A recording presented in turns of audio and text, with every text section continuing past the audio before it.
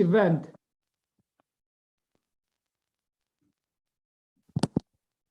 And I think that all issues, in order to approach the educational needs of refugee children and adolescents and the teachers, to work in this project, and I am very happy that all the participants in Italy, in Germany, in Greece are very motivated to have fruitful results. Thank you very much for all, and the floor is to Eduardo Barberis. Thank you, Professor Maravegias. I would ask also Nikos for a short greeting. Good morning to everyone. This is true that that yesterday was a very fruitful discussion, and I hope that today we will have also fruitful contributions to the update and to the continue of our project. Thank you, Nikos. Vasilis is not here. I don't know if Chris wants to just add a greeting or. Yes, of course. Good morning, everyone from Hamburg and from the side of Fachhochschule Kiel. Yeah, I also wanted to thank the organizers and the host for yesterday. Very interesting and diverse, I would say, inputs from educational policy to social work or critical social work. And we had I think a discussion, we could discuss it after, like a 30-minute slot of discussing at the end of all the presentations. So yeah, I hope you're all doing good, and I'm looking forward for today. Thank you. So I'm taking the floor. So today we continue with the goal we had for this event, that is analyzing and assessing refugee children's educational needs and the professional developments of their teachers and social worker and people implied anyway in their education. We start with a keynote speech by Gelliaroni. She is the head of the Unit for Integration in the Special Secretariat for the Protection of Unaccompanied Minors at the Ministry of Migration and Asylum in Greece. And then we will have some presentation on the state of the art of the point we are with our own research and activities in Greece, Italy, and Germany from the partnership. Our goal is more or less to close the public session by 11. So I would leave the floor to Ms. Aroni, and thanks again her for participating. I checked the recording of yesterday session. I saw that yesterday was present for the whole day. So thank you also for joining the whole discussion. And I'll give you the floor. I would say that yes, some 30 to 40 minutes presentation, and then we can have some discussion. Thank you, Ms. Aroni. Good morning. Thank you, everyone. It's a pleasure. It's a pleasure because I have known and have been working with Yiannis Roussakis for many years. And I also had the chance to work for a little while with Mr. Maravegias when I was at the Ministry of Education. And I won't take so much of your time. So I watched yesterday, I actively participated in the speeches yesterday, and as I was telling everyone, I had to redo all my presentation because all the issues were touched, since we are facing exactly the same challenges here in Greece. So I will just highlight certain things that came to my mind, and I will give you the perspective of the many hats I wear. I am an educator myself. I'm not an administrative person at the ministry. I have been teaching and working in an intercultural school with migrants and refugee students for 21 years before I was seconded to Ministry of Education back in 2016. I had the pleasure of establishing the Department for Refugee Education in the Ministry of Education. So I know how it operationally worked. So I was an educator. I know what it means and what the educational challenges are. But then I saw the operational reality of putting refugee education in place. And then a year and a half ago, I was asked to join Ministry of Migration and Asylum because there was a new secretariat established. It was a new policy for unaccompanied minors. So I heard Ms. Taviani from the Immerse project saying that in Italy, you're now had the law for unaccompanied minors. This is exactly what we did a year ago. We are a year old. Special Secretariat for Unaccompanied Minors was established last December. So we are a year and a month old because we saw that this is an exceptional group that needed special attention. So I am wearing different hats. So the examples that I will give you is from experience. I wanted to comment on what Yiannis said yesterday about European values. I don't think we have European values. From my work, I don't even see European solidarity. After the fire in Moria, we had European pledges to have unaccompanied minors in European countries. We had countries that completely rejected and denied of having unaccompanied minors. We had countries that they said, yes, we will take 2. We said countries that they said, yes, we will take 9, only female, under 14 years old, and from certain countries. So I have a big question mark on European values, because my values might be Italian values also, maybe German values also, but they're definitely not European. And you know what I mean, and you're recording me, so I'm not going to say more. So there is a big question mark, because we talk about inclusion and we talk about how to give something that I'm not certain we have. So there is a big question mark, and maybe in your project, you operationally define what are the European values that we want to teach, cultivate these people, because I'm not certain we're talking about the same things. So that's one of the comments that I had from yesterday's speech, and you will see more in my presentation. So let's start, and I will start from the beginning. The reason why I put the first slide is to show the policy of unaccompanied minors, to show that within the Ministry of Migration and Asylum, we have a special secretariat for their protection. The special secretariat have 4 units, and I am the Geli, I'm sorry, the Yes. presentation doesn't roll. If you have rolled the... No, just the first slide. I am in the first slide. But okay.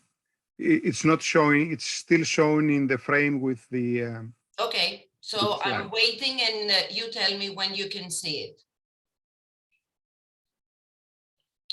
For me, it says that I am screen sharing. okay, you are sharing your screen, but you're not presenting. It's still in the PowerPoint. Are you okay with that?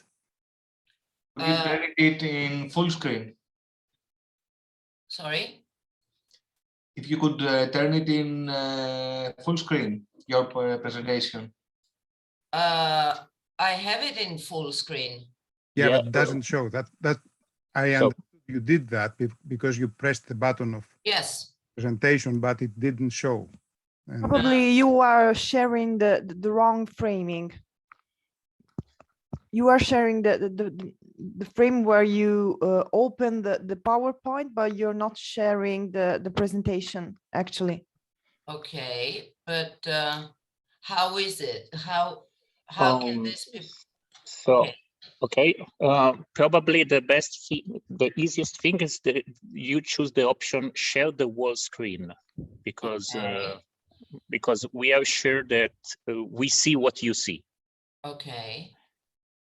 Okay, That's it. now it's full screen. Perfect. Yes. Okay, good.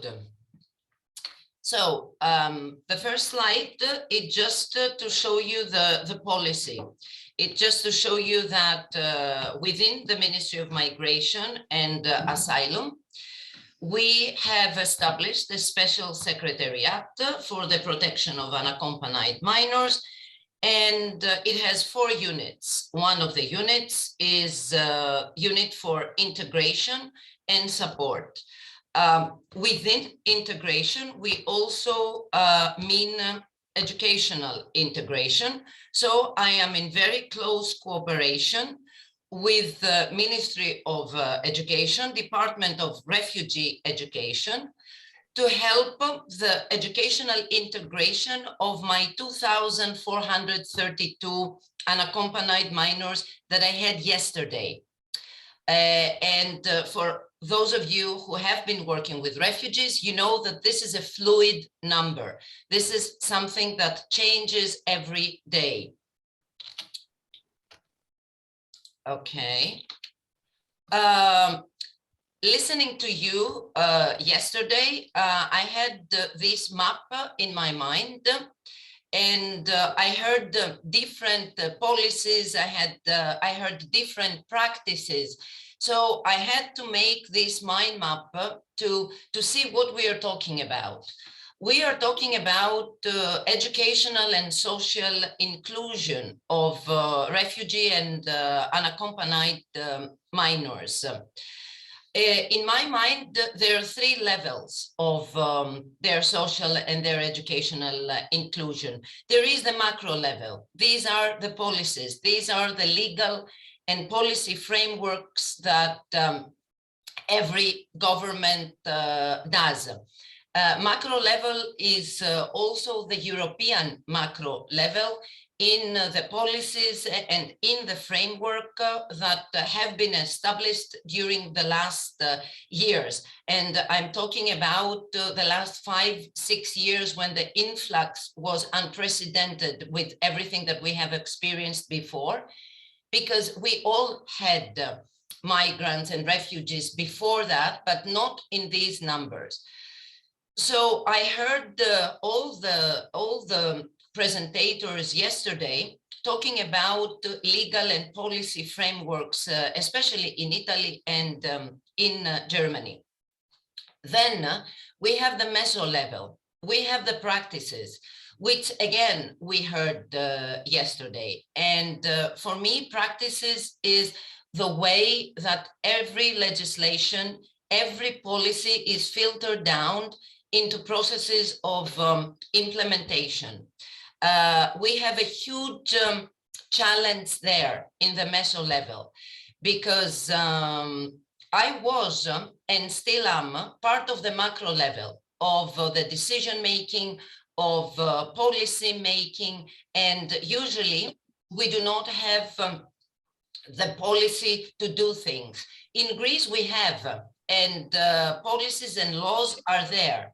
But there are a lot of challenges in the meso level, because I heard you yesterday discussing about the different practices you have at schools, the different types of schools, let's say in Germany, for example, the different courses available in Italy, but I did not hear you talking about just a little bit, but we didn't stay on the personality of the teachers or the principals, and even before that, on their intentions and on their wish, because we're talking about training the teachers, but we do not know if they want to be trained in refugee education.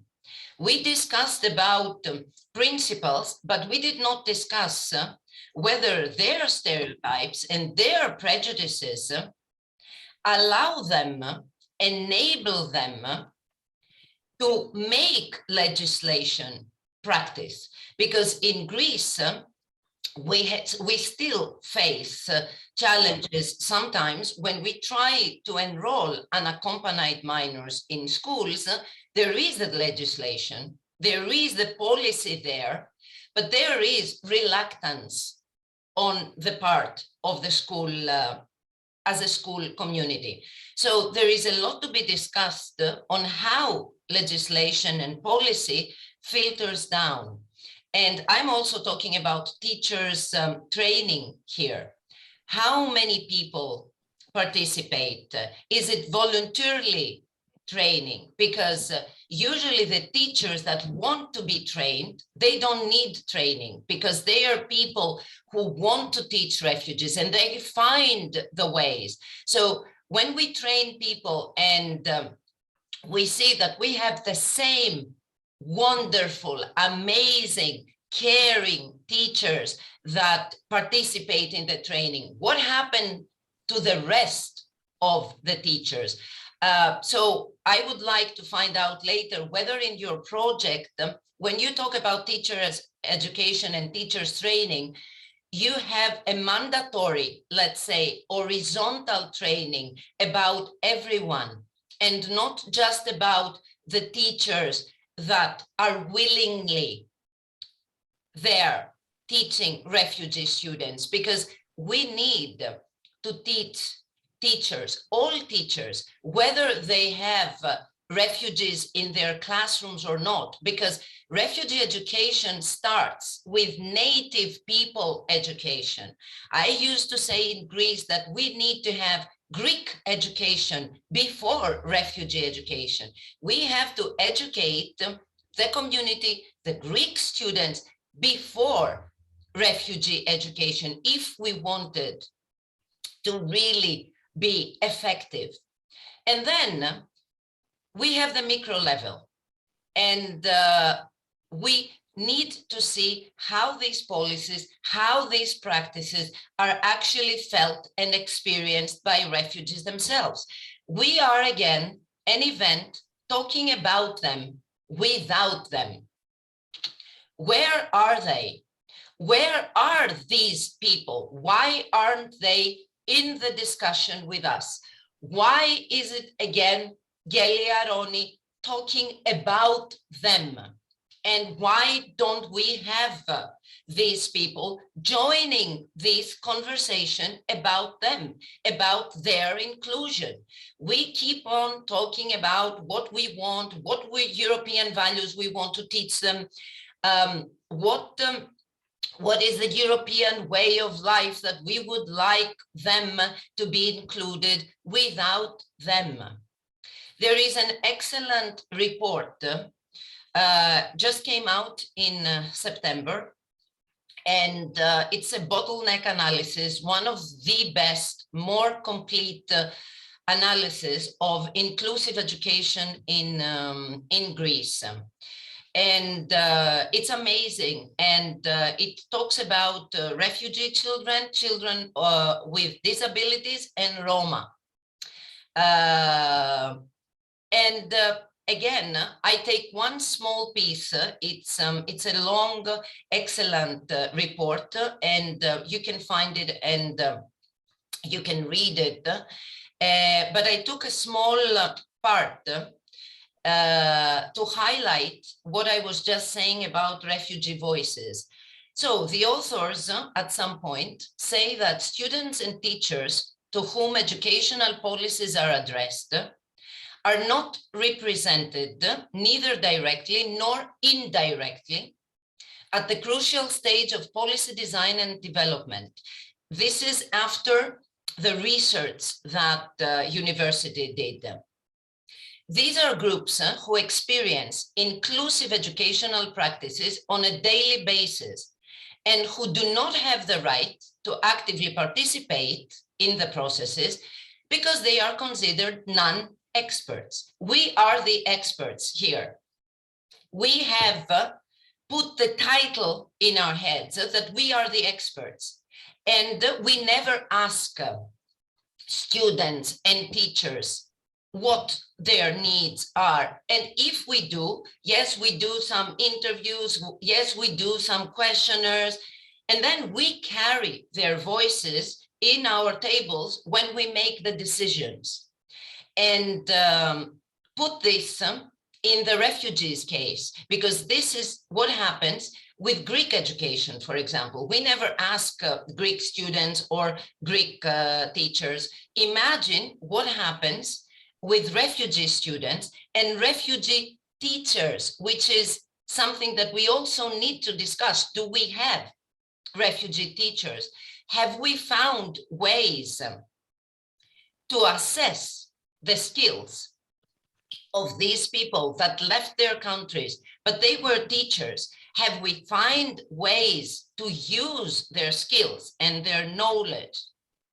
In Greece, we haven't found yet the way, because the bureaucracy is so inflexible that we cannot even allow them entrance to a public school to help with translations, for example.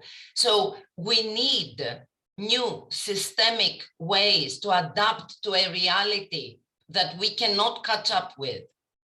So we have a top-down mechanism of educational inclusive policy, which is democratically limited. And it's a paradox because we are talking about democracy and about inclusion.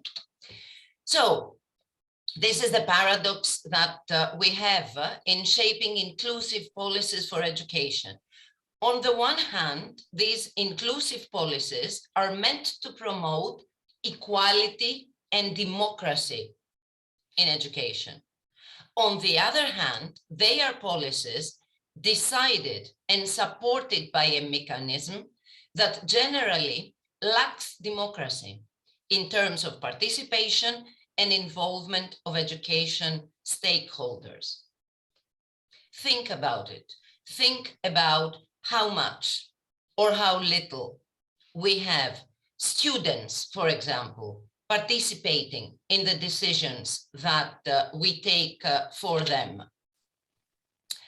Some things to consider after listening to the exceptional presentations yesterday, and in order not to repeat what was said. Seeking asylum and migrant and asylum process stage. Asylum application procedures are not the same for all countries. We could have a separate presentation on this. Again, we're talking about European values, European legislation, European blah, blah, blah, but we're not the same. And when it comes to unaccompanied minors, we can see the gaps. So asylum application procedures are not the same in our countries. However, we all agree that this procedure could be a pre-stage of social integration. And we're all gathered today talking about educational needs and educational characteristics and inclusive education. But look at the findings of UNHCR a year and a half ago.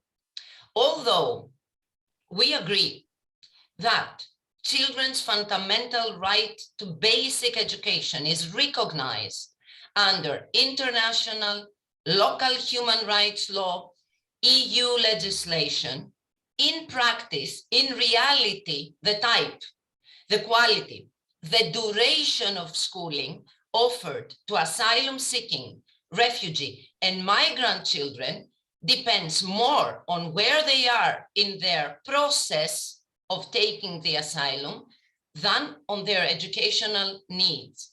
Think about it. How many hours we spend researching the educational needs, writing about inclusive education, and then we cannot offer it to all children because it depends on their legal status. It even depends on their age, because even for unaccompanied minors, they are minors until the age of 18. What happens when they reach majority? What happens when a child has everything as a child, and then he or she becomes 18 and he becomes an illegal migrant if his process is at that stage? Funding, educational needs, inclusive education is great. Okay, and it happened in Greece. We started discussing about it in 2016. This was the state of our economy after 10 years of austerity measures. So yes, I understand the need, but I also understand that there is no funding for inclusive education. There is no funding for education. We keep talking about inclusive education. We should see the context of quality education. Italian education. What type of education do Italian kids receive? What type of education do Greek students receive? What is the budget, the national budget allocated to education for Greeks, for Italians, for Germans? And then we decide what is the percentage for inclusive education. Because if you want to offer quality education, and I read your concept paper over and over again, you need money, because you need money for the teachers hiring, you need money for training the teachers, you need money for an updated curriculum with new materials, you need money for translations. Do you know how much money we need to spend in translating simple instructions so kids at school understand the simple regulations of schools? It's amazing. It's amazing. And you know, the native languages of unaccompanied minors in Greece have reached 12, and some of them we have never heard of. And we're desperately trying to find translators and mediators. But for Somali, for example, we only have a handful in Greece, a handful. And education is one of the services, one of the human rights that we need to provide. We need funding for housing. We need funding for food. We need funding for health, for vaccination. We need funding for social services. And sometimes the funding is a huge pie, and everybody is struggling to get the biggest piece of the pie. So when we think about inclusion, when we think about education, we need to think about how to improve, how to increase the budget allocated for education and for inclusive education.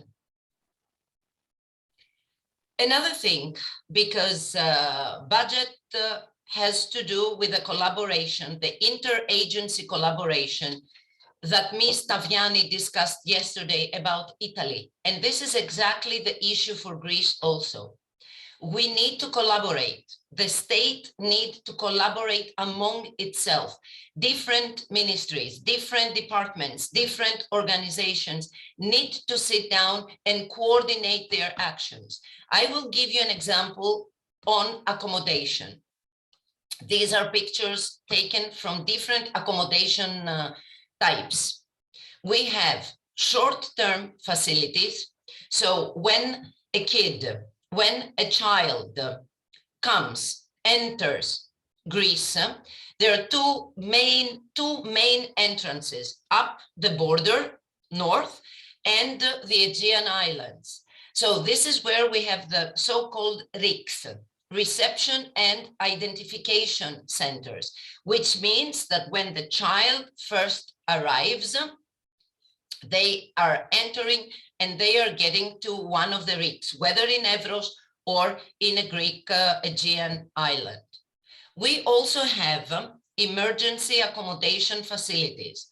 Emergency accommodation facilities is something new, something that we did now in Special Secretariat, because we saw that there are a lot of unaccompanied minors living in precarious situation or are homeless, because yes, they enter the Aegean island, but then they find a way to get to mainland Greece, but they don't have anywhere to stay. Same from Evros. So what did we do? We established emergency accommodation facilities, and we have a mobile unit that goes out and literally seeks for homeless kids that we need to place and we need to provide support.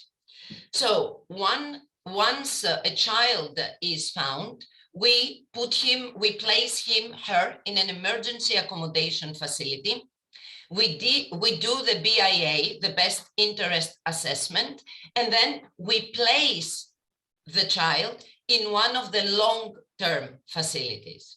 So after the short-term facilities, we have the placement. This is why we have a unit for this, a unit for the placement of unaccompanied minors to the long-term facilities, which are two. We have two types. One is the shelter. We have shelters with a capacity of 10 up to 30 unaccompanied minors. There are 72 currently in Greece, with 2 new ones that just opened last week.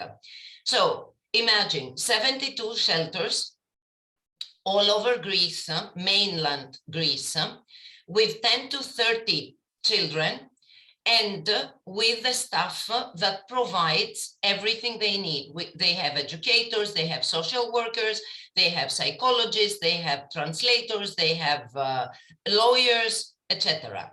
And then we have SILs, the semi-independent living apartments, which means that when kids are 16 and a half, 17, we encourage them to go and live in a semi-independent apartment, capacity of 4 people.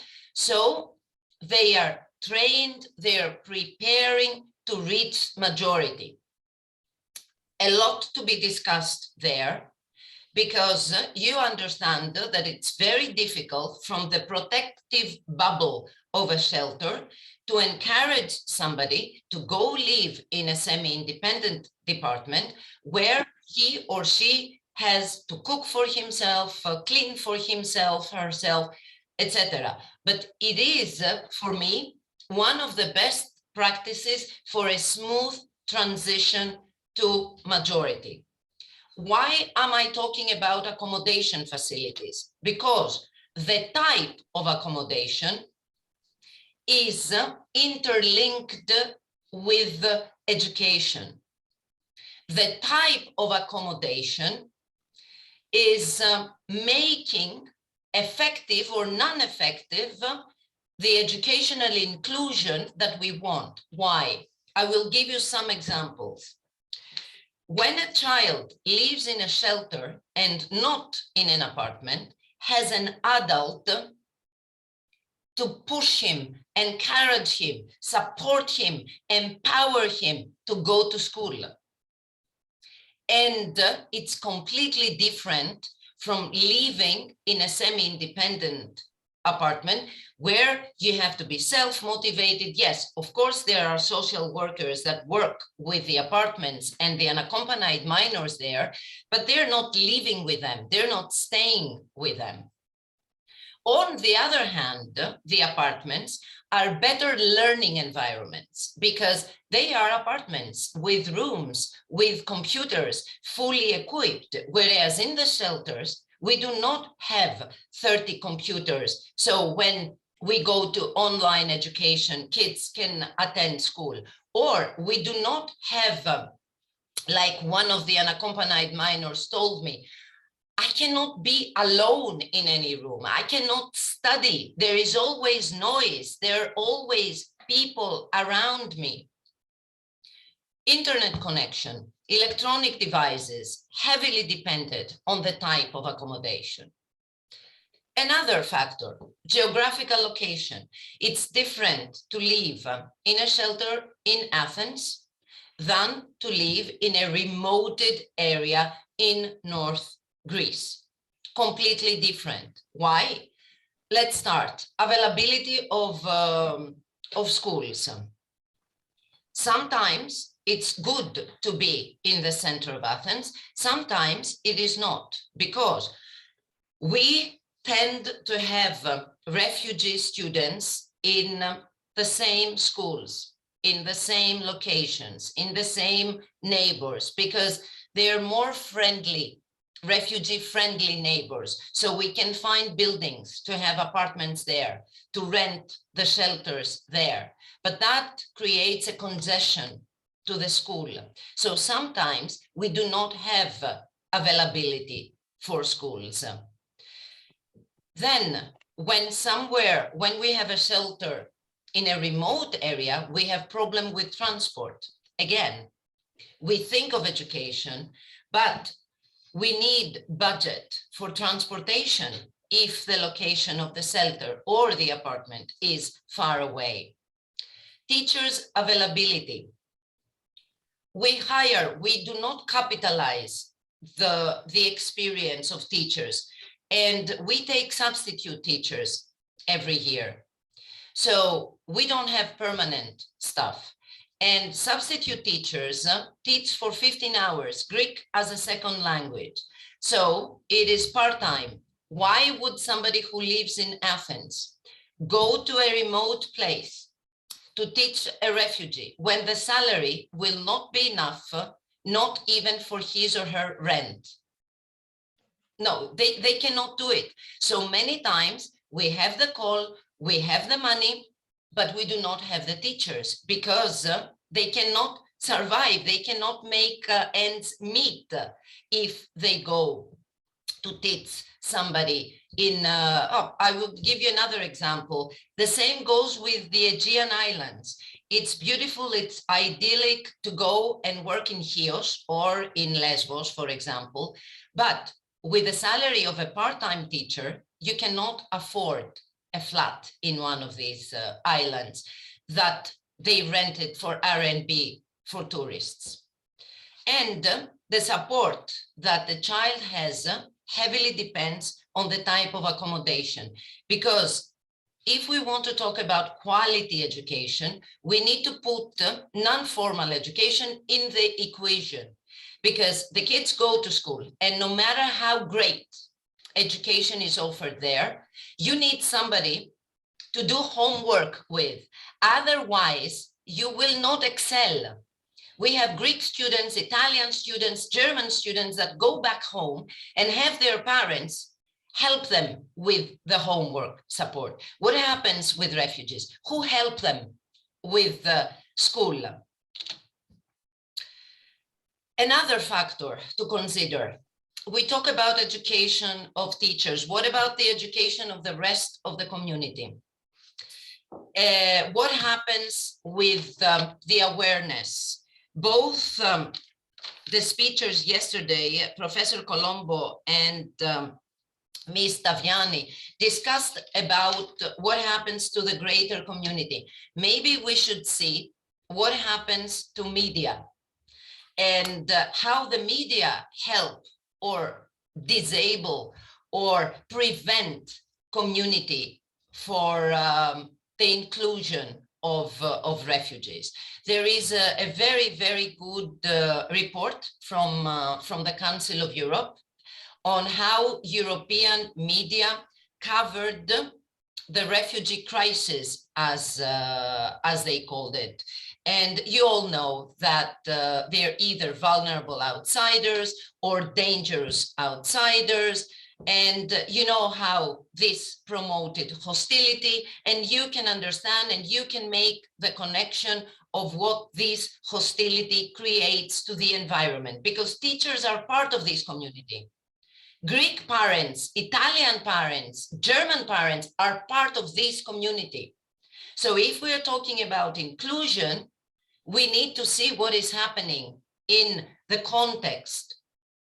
But the problem with media for me is not only this. The problem is that, again, refugee voices are missing. Again, the media talks about them without them. One more element, faith.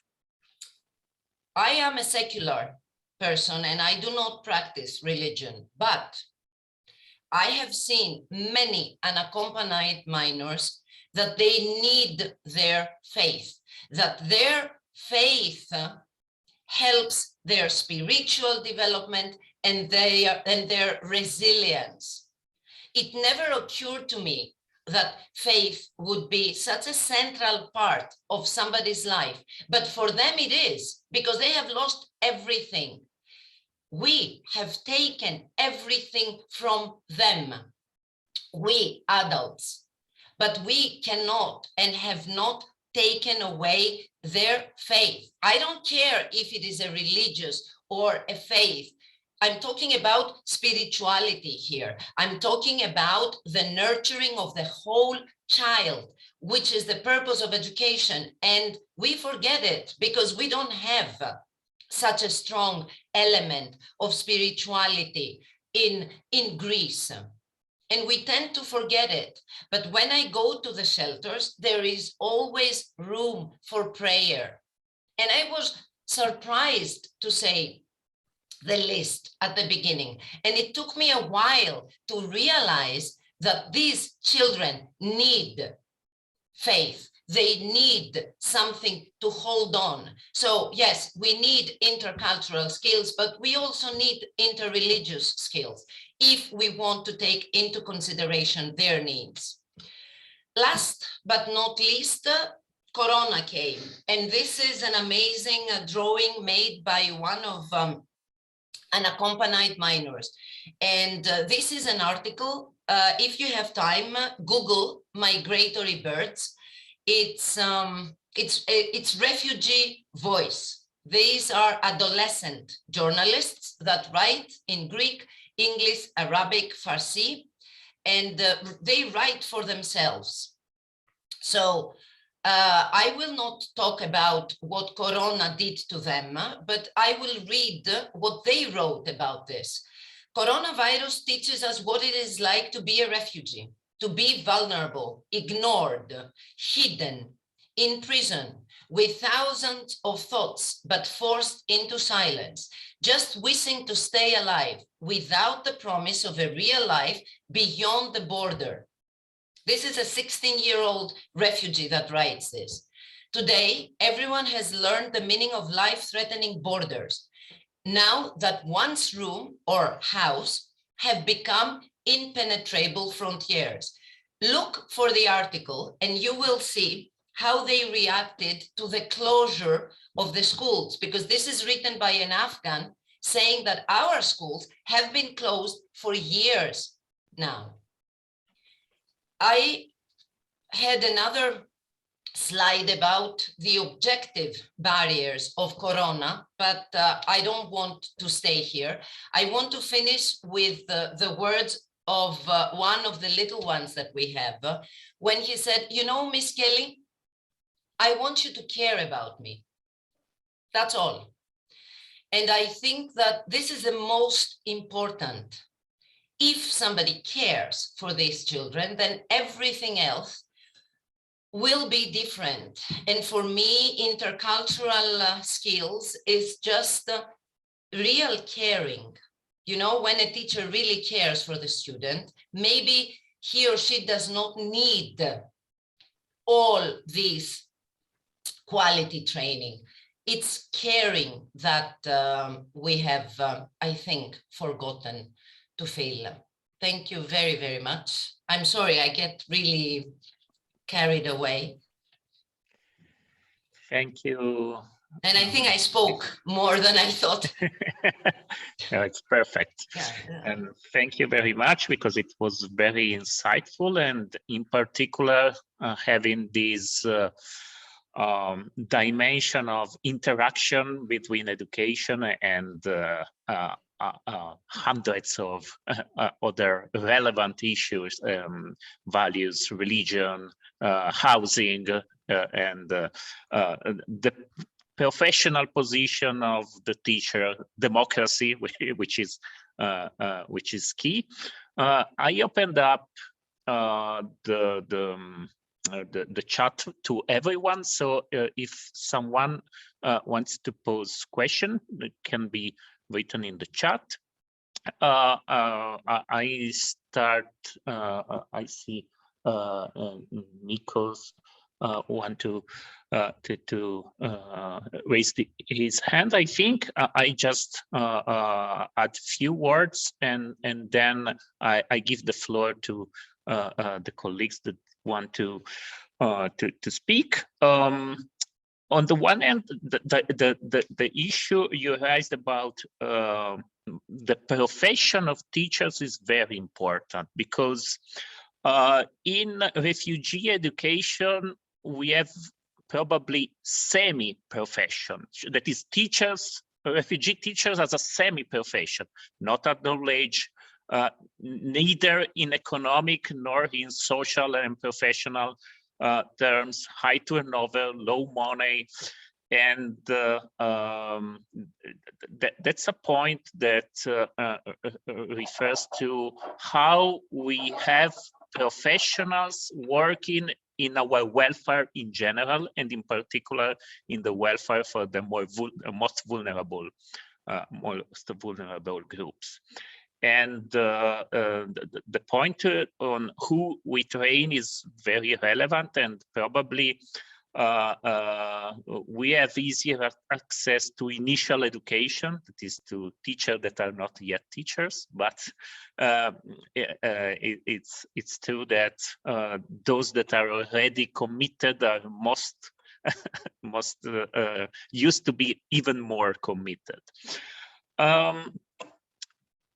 And another point I'd like to underline, among the many others you raised, is the location of accommodation, because that's a point we have seen also in our case. In many countries, as refugees are seen as a danger, in many countries there's this distribution policy in which refugees, asylum seekers, unaccompanied minors are located in spread all around the countries, and these make an issue, because often they are spread in places that do not have a voice, so they don't tell, no, we don't want you. And voiceless places are often also the less endowed with resources, not only to cope with refugees, but to make a proper living.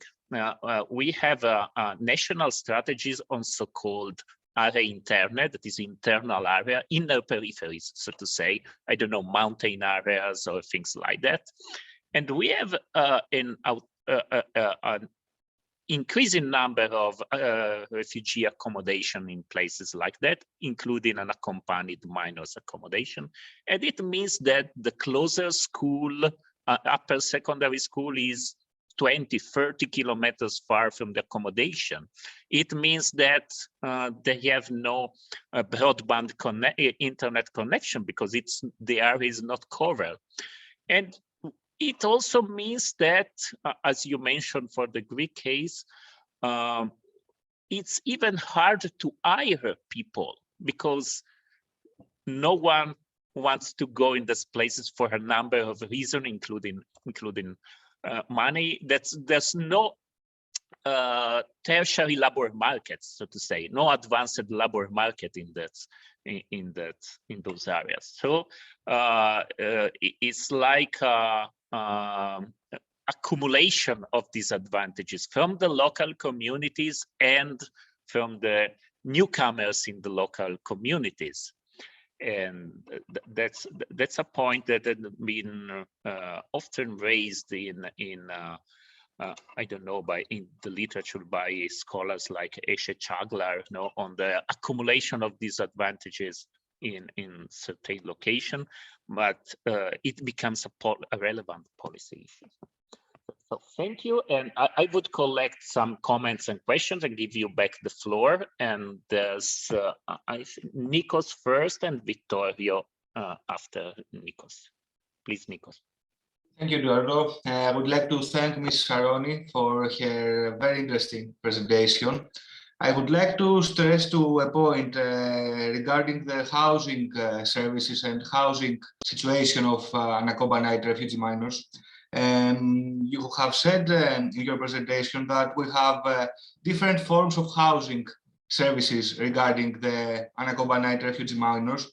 But you have said about the emergency services like the reception and identification centers, or some housing services with much more social dimension, like the semi-independent living structures. But we observe that in the context of the reality, the emergency services like the camps or the reception centers, these are which promoted by the European Union policies, and the Greek state adopts this approach. I think that this situation is related very close to the educational opportunities of the unaccompanied refugee minors, and I think that this is a situation which affects very, very heavy this opportunity to access in education.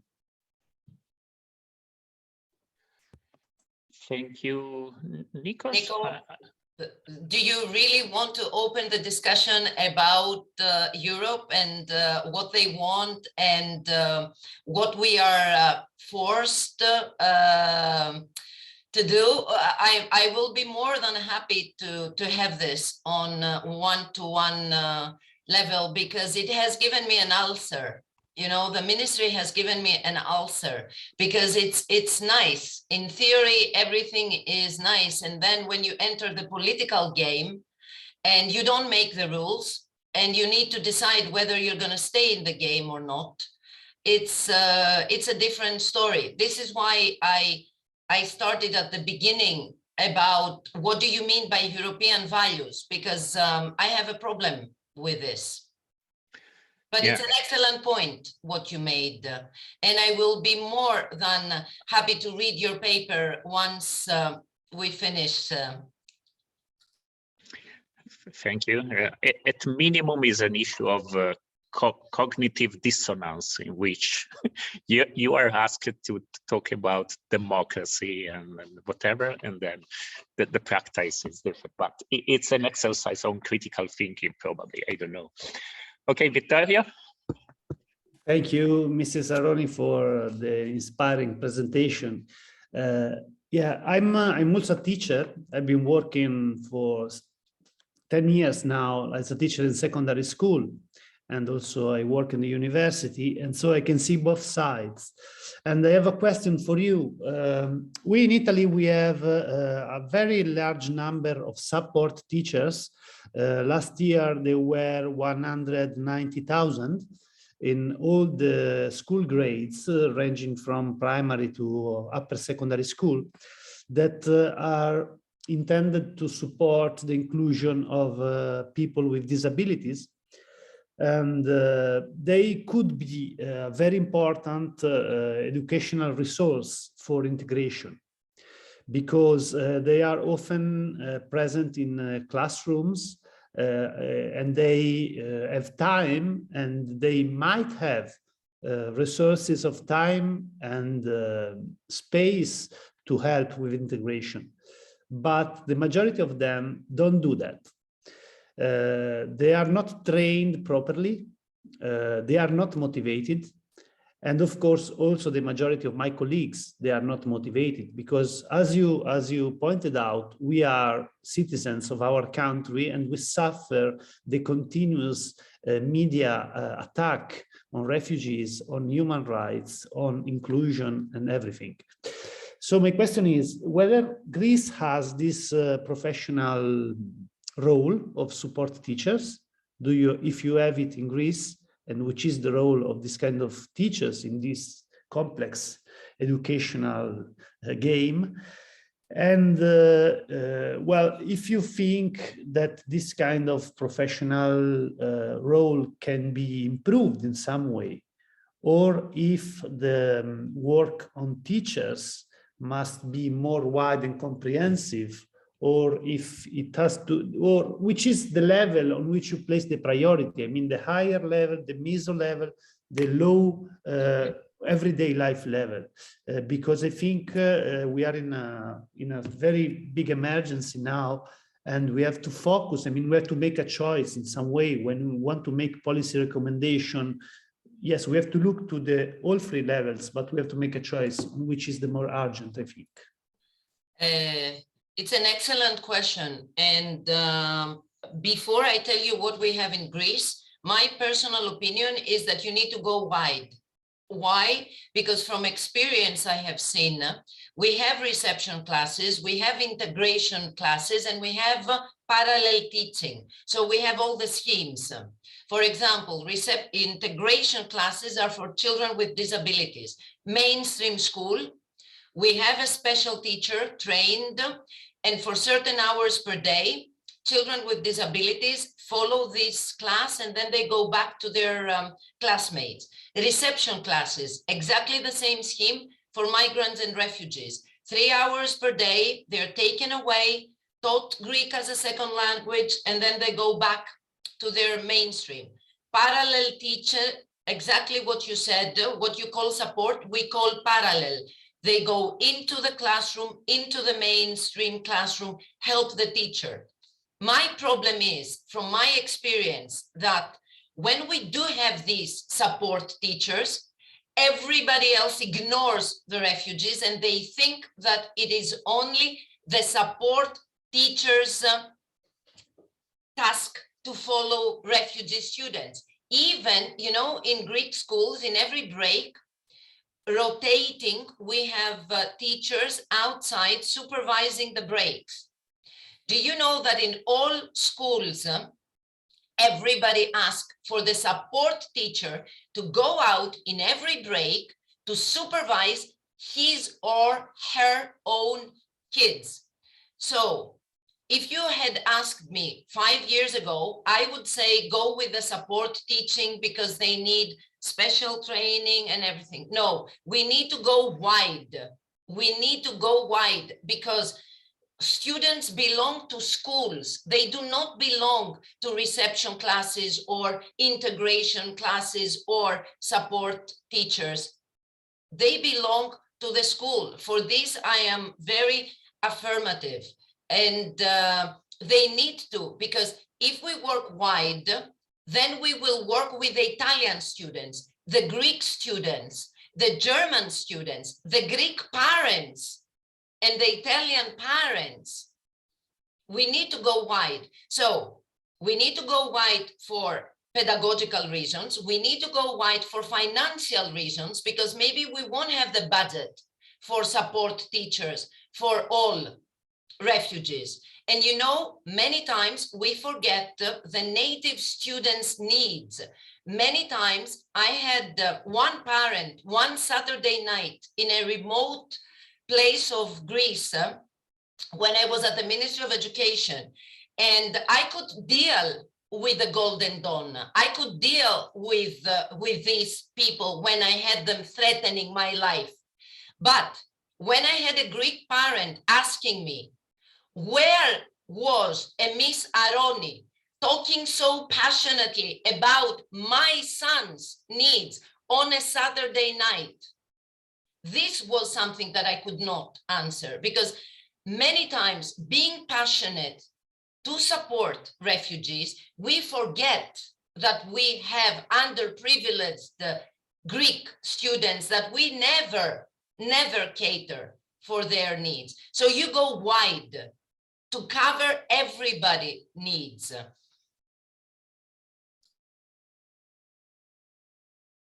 Yeah, I think that's also relevant. I mean, special education is okay, probably if it's part of the general education. That is, there may be the special teacher, but if the main teacher, so to say, has no skills in special education, that's lost. And that's probably one of the points that were raised also on the need to train everyone on special dimension of education that may be refugee or other vulnerabilities. Thank you, Vittorio. Is there any other question from the floor? For the audience that cannot open the mic, can anyway write in the chat if they have any question, and I can then open them the microphone. I don't open the microphone to everyone, otherwise it may be a mess. Okay, so we are perfectly on time, and thank again, Ms. Saroni. We can go further to the next short session. It is making a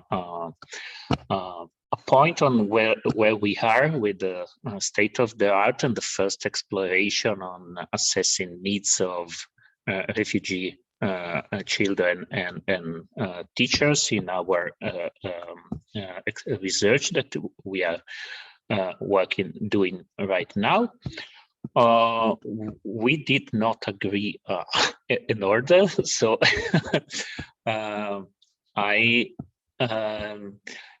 Vittoria or Gul, who has to. Yes, Eduardo, we thought that maybe Alba could. Alba? Yes, Okay. we give an overview, then I will go, and also Gul will go after. Okay, Yes, thank you. I will And, give and just... so we will start from Italy.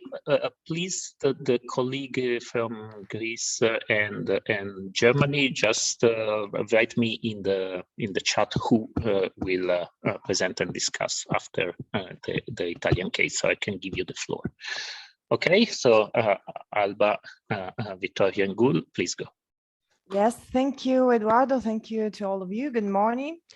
I think I'm sharing my screen. Can you see it or not? Tell me something. Okay, Yes. perfect. Okay, I will give you just a brief sketch of the outline of the context of Italy, just to present, to introduce the analysis that will be presented by Vittorio and Gul. So this will be a sort of recap of what we have said yesterday and also today about, with particular reference to Italy.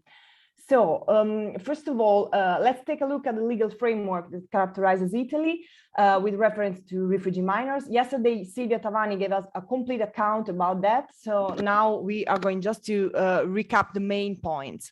So at the first glance, we see that formally it is quite an inclusive framework in a sense. It's protective towards minors and particularly towards undocumented and unaccompanied minors. The main principle of the dedicated laws is the best interest of the child and the protection of unaccompanied minors. So the 2017 law, the so-called Zampa law, after the name of its main proponent, ensures the right to education, to legal support, to be heard and take part into decisions. And it entails also a new guardianship system, which foreseen a wide involvement of voluntary guardians, which mainly come from the so-called third sector. Even for what concerns the right to education, it is guaranteed also to undocumented minors on the papers, and it is ensured also after the coming of age. That is why a share of unaccompanied minors is more than 18 years old, to give continuity to the welcome and education program and to support their autonomy till they turn 21. In practice, as we have already seen, things are a little more complex than that. Indeed, the new reception system, which is inspired by the Zampa law, in fact, has been developed in parallel with the pre-existing residual system of migrant reception put in place in the last 30 years. So we have inadequate places to receive unaccompanied minors, and these are often stuck into other residential childcare facilities with different associated services. We see that in the 2020, the number of undocumented minors increased from January to December, and in June it was also higher, as you can see from the slide.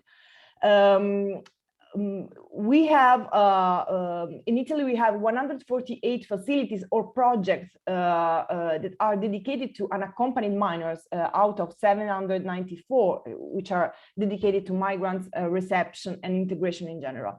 There is a small but significant number of children that run away from reception facilities, around 3–5%. And in this way, they exited the welfare system, becoming, in fact, invisible.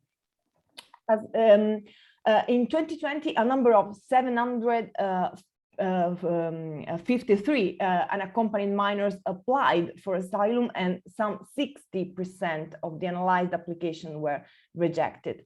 Now, let's turn the gaze from the reception system to the educational one. Quite obviously, the paths to the inclusion in Italian schools are different on the basis of the migratory status of the minor, and especially between accompanied and unaccompanied minors. In 2020, the new school admissions for accompanied minors were slightly more than the new admissions for unaccompanied ones.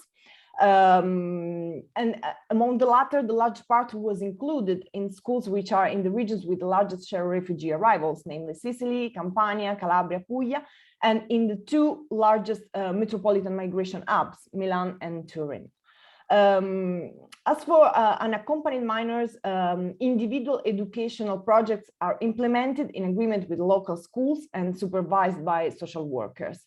We can see that the Zampa law assumes, in a sense, as natural a vocational kind of training for the refugee minors, since it promotes the setting up of specific apprenticeship with the help of mediators and dedicated agreements.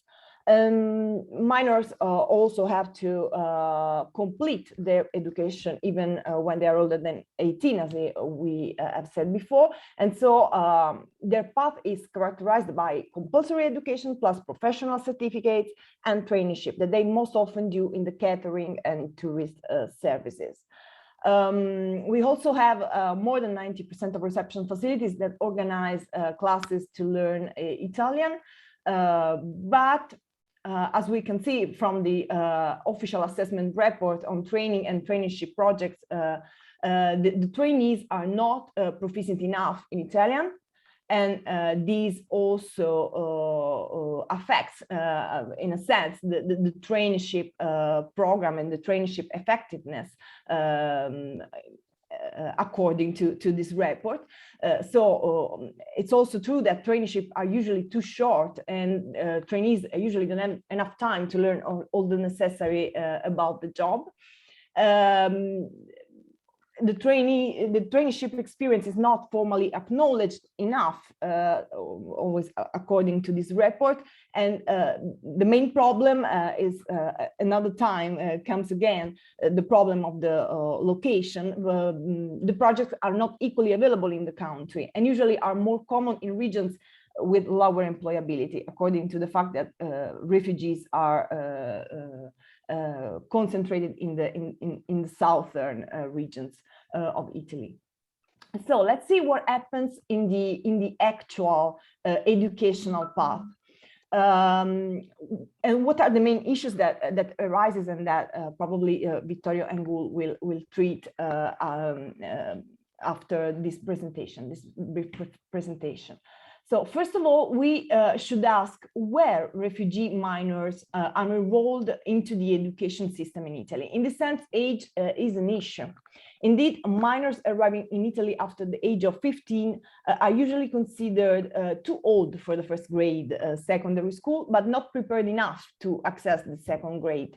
So they are usually enrolled into adult education centers and in vocational training. The risk here is the establishment of a segmented and parallel educational welfare with a double aim to provide discipline and to keep young adult refugees in the lower level of the professional and scientific outcomes. There is also room for informal education, so we should also reflect about credentialism and on the importance of all the informal educational credential, but maybe we can go also fast about that. So according to some scholars, refugees have also to balance, in a sense, their economic and personal expectations with the necessity to be included and socially accepted in the hosting country. And this may lead to a sort of cooling down of the expectations of refugee minors, which can translate in a trap where minors find themselves stuck into undesired migration path. The second point, not for importance, to consider is the preparedness of the educational institutions. The main problems here concern, first, the difficulties to work with non-Italian speaking pupils in understaffed and underprepared, we could say, schools and educational institutions. The second point is the necessity to decolonize education and to avoid some mechanisms that are, in a sense, stereotype driven and that find fuel into the anti-immigrant attitudes that are widespread in Italy in the last years. And third, the necessity to have staff with a specific intersectional training on specific profiles of students, such as those with psychological disorders, disabled minors, or those in custodial structure in juvenile justice. In these cases of special education needs, the category of refugee in itself, but also of minority pupils or migrant young adult in itself cannot be underestimated and should be considered in the traineeship, in the training of the staff, of the teaching staff. So, in conclusion, the main risk here is the reproduction of inequalities through different forms of discrimination. The first kind of discrimination is a spatial one, a spatial discrimination. It has been mentioned throughout all the meeting yesterday and also today, namely the location of reception and of educational facilities in those regions that have little services, poor socioeconomic fabric, and the lower employability and the lower opportunities of social mobility.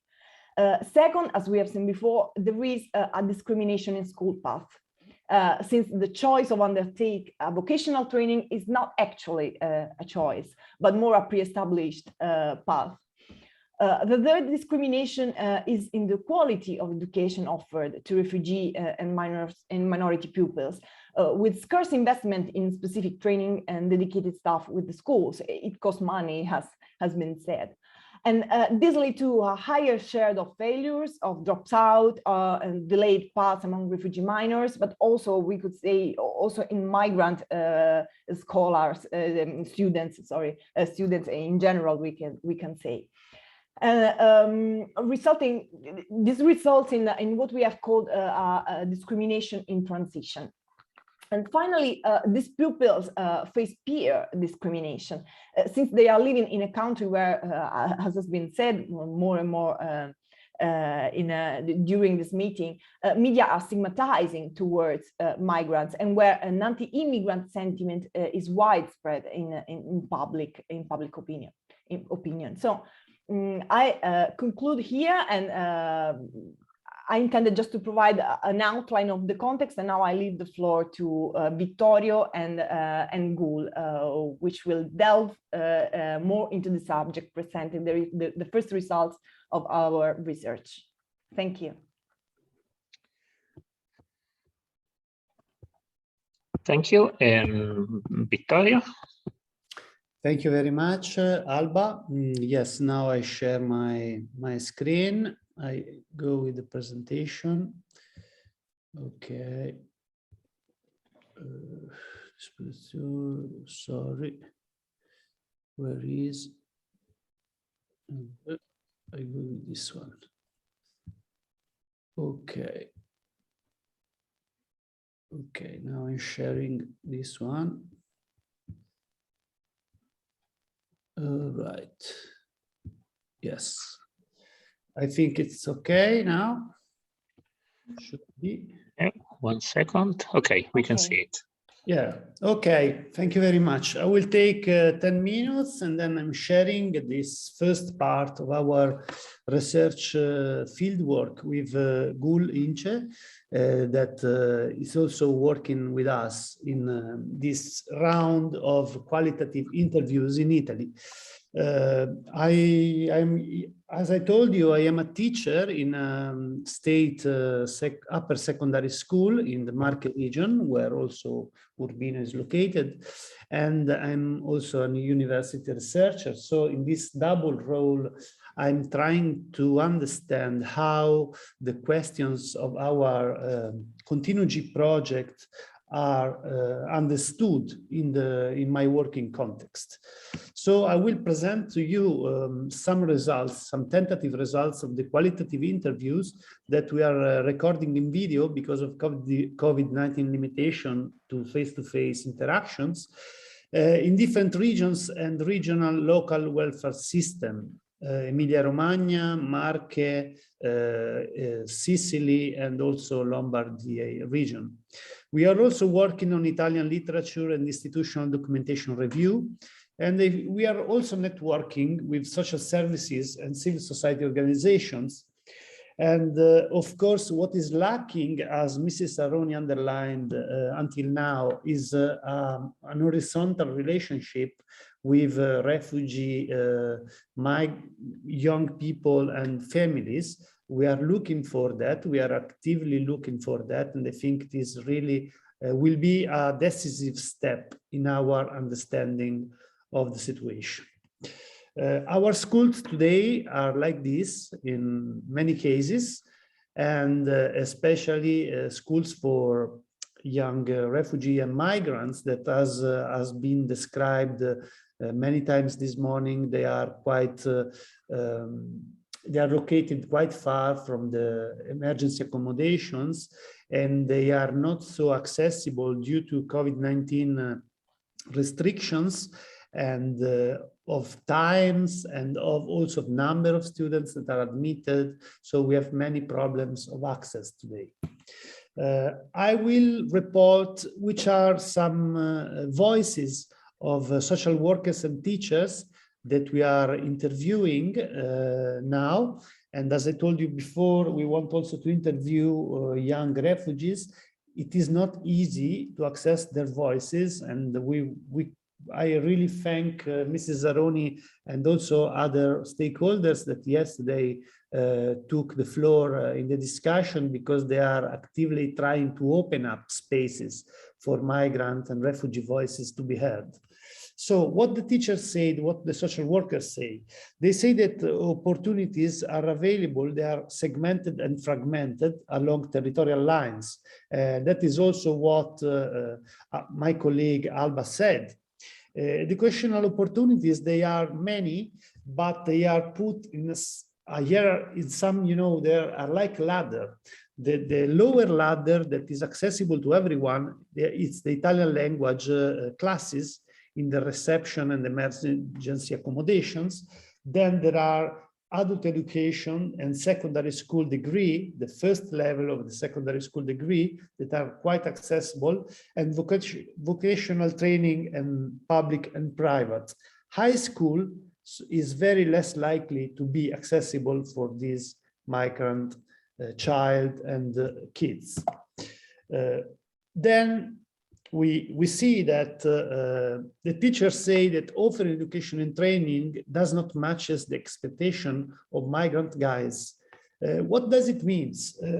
Means that integration in mixed courses gives better results than segregation. say, also the teachers say, but segregation is often a reality. Many social workers that we interview agree that from the age of 0, from the early childhood to 10, each grade 0 to 2, the quality and the level of the integration efforts from school is very high. Then in the secondary school, that quality falls down. We have a lot of literature that stresses how the secondary school in Italy and in Europe, I guess, it's very crucial for social segmentation, is an active actor of social inequality. Schools, as a presentation from Germany underlined yesterday, is an active institution in reproducing inequalities. We have to remember that. And the teachers and social workers, they are quite aware of that. Then, which are the barriers? We record that they say there is the difficulty to produce school certificates. Schools are far from accommodation facilities. That claim comes out often in the interviews. High school tend to refuse the enrollment of kids older than 18 or even less for fear of causing disruption in classes and courses. In Italy, we have a very, very big problem with the autonomy of schools that has been built, has been institutionalized in the past 20 years. But that autonomy today means for refugee children and kids that one school can refuse to enroll them. And often there is no external authority that can say you have to accept that minor. I have many stories, many personal stories as a teacher of my efforts to, informally push for letting some refugee or migrant children in, especially in high schools that don't want, to be messed up with refugees that implement a kind of discriminatory policy, even if they don't say that openly. So young refugees often want to leave Italy, are not motivated in learning Italian languages, and school doesn't accept that timing of migrant biographies. I mean, migrant biographies are often fragmented. They come to Italy, maybe after 6 months, they receive an invitation from some parents in England, so they want to reach England, they abandon school. That causes in teacher, in headmasters of schools, kind of suspicion. When they meet refugee children, they always ask, are they going to stay or are they going to leave us? And that's a problem. Then about European values, yes, we have many problems but also some opportunities. Teachers said that all school now is mandatory, the civic education that comes from a European educational policy that explicitly addresses European values, but is not implemented with the same quality in every school. Often, some social workers say that European values as such are often not thematized. Maybe that's more sincere, I would say, is less, hypocritical, because somebody doesn't talk about European values at all. But the problem is, which are the other values that are at stake? Which values are at the center of our school, in the center of our school? This is a big question also for us as a teacher. Then there is the side of families and adults that live with minors, that some social workers report they are not happy, for example, with gender equality discourses and teaching of sex education. So we also have this problem of, cultural diversity, and which is the role of teachers in this process of cultural mediation.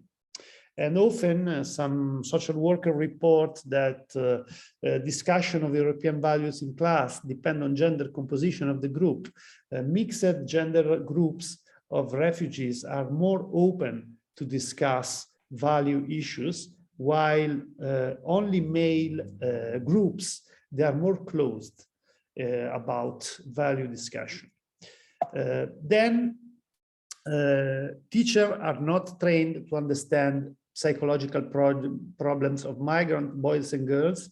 As we underlined in the discussion with Mrs. Aroni, they delegate sometimes this work to support teachers, and there are no really institutionalized strategies to deal with that. There is not a professional qualification for integration social work, and school teachers leave to social workers most of the mediation. So again, the school teachers, they tend to detach themselves from the mediation work, and they are not trained, and maybe they don't want to train. So this is a very, very crucial issue. I think how to motivate teachers, how to implement this need for professional qualification, how to make special needs normal in some way. Then the teacher, some teachers, they are aware of their needs. We need, I would say, linguistic mediation. We need psychological help in school to be strengthened. We need to improve intercultural pedagogic training. But we also need the regional education authorities. In Italy, most of the educational policies, they are region-based. They must intervene and build up a coordination between schools and social workers and organizations. The majority of the best practice that we record in our interviews, they depend on individual or on specific organization influence. They do not depend from a comprehensive strategy of integration. Then I'm going to close. What changes are needed in the institutional framework? These are the questions that we are asking to our interviews. School should meet families and hosting communities more often. And migration and diversity are still perceived as a threat and not as an opportunity. And support teachers can be a big resource for integration work in school. But on the other hand, some of the people that we interview, they say that teachers should avoid to give up to experts and social workers their role. So I think there emerges from the interview a tension between expertise in integration that is given to experts, so psychologists, cultural mediators, people that are outside of schools, and the work of the teachers that in some way don't want to take up this new role of integration, and sometimes they won't. So also inside schools, there is a conflict about that. And so this was the point. I mean, we are not closing on any conclusion yet, but I want to underline that even if we are in a very difficult context in school in Italy, I found a very warm reception of our project. There is a lot of need, a lot of interest for social discussion on these topics, even if the social discourse is quite hostile toward migration, but inside school, inside the social worker, there is the need, there is the will to discuss, the will to have an open discussion about these topics. So I think that the project is going in the right direction. Now I leave floor to Gul, that with the interviews, with some interviews, she's finding out some specific integration strategies that can be useful to raise research questions for everybody, I think. And so I give floor to her. Thank you.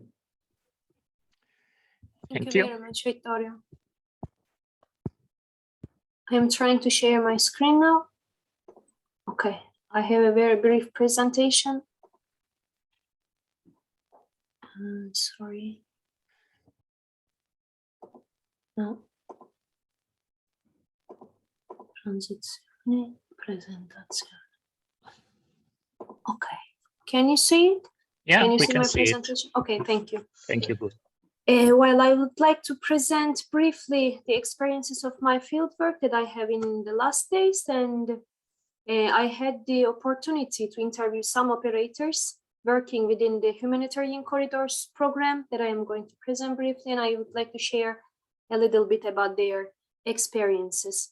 While the Humanitarian Corridors created by the Italian community of Sant'Egidio, the Valdensian Church and the Federation of Evangelical Churches in Italy in the 2-year period 2016 and 17. It can be considered as an original case of sponsorship addressing people potentially entitled to international protection and in vulnerable conditions. It would be a very protected, safe and legal transfer program and a model of social inclusion based on the participation of solidarity networks spread over all the national territories involved in this project. And the first official protocol allowed the safe arrival of 1,011 Syrian refugees from the reception centers in Lebanon, and who were received in Italy in 80 different cities and in 18 different regions. And thanks to the collaboration of a dense network of associations, but not only, also of informal groups of private citizens who supported the integration of refugees in different local realities. Recently, 5,000 Afghan refugees arrived in Italy directly from Afghanistan. And I interviewed 2 operators who work with families arrived in Milan in these last corridors from different backgrounds within this project. And I would like to start saying that this program, according to what is reported by the interviews, this program tries to respect the family unity as much as possible, and many minors that arrived within this project are together with their families. So we can say that compared to unaccompanied minors, they had fewer difficulties, at least in the initial part of their experience in the country of arrival. And in terms of bureaucratical procedures, because they were immediately included in a network of associations that has followed the bureaucratic practices of school enrollment, the purchase of the necessary materials to be enrolled in the schools, and any kind of needs that a minor and their family can have in the beginning of their settlement in the country of arrival. So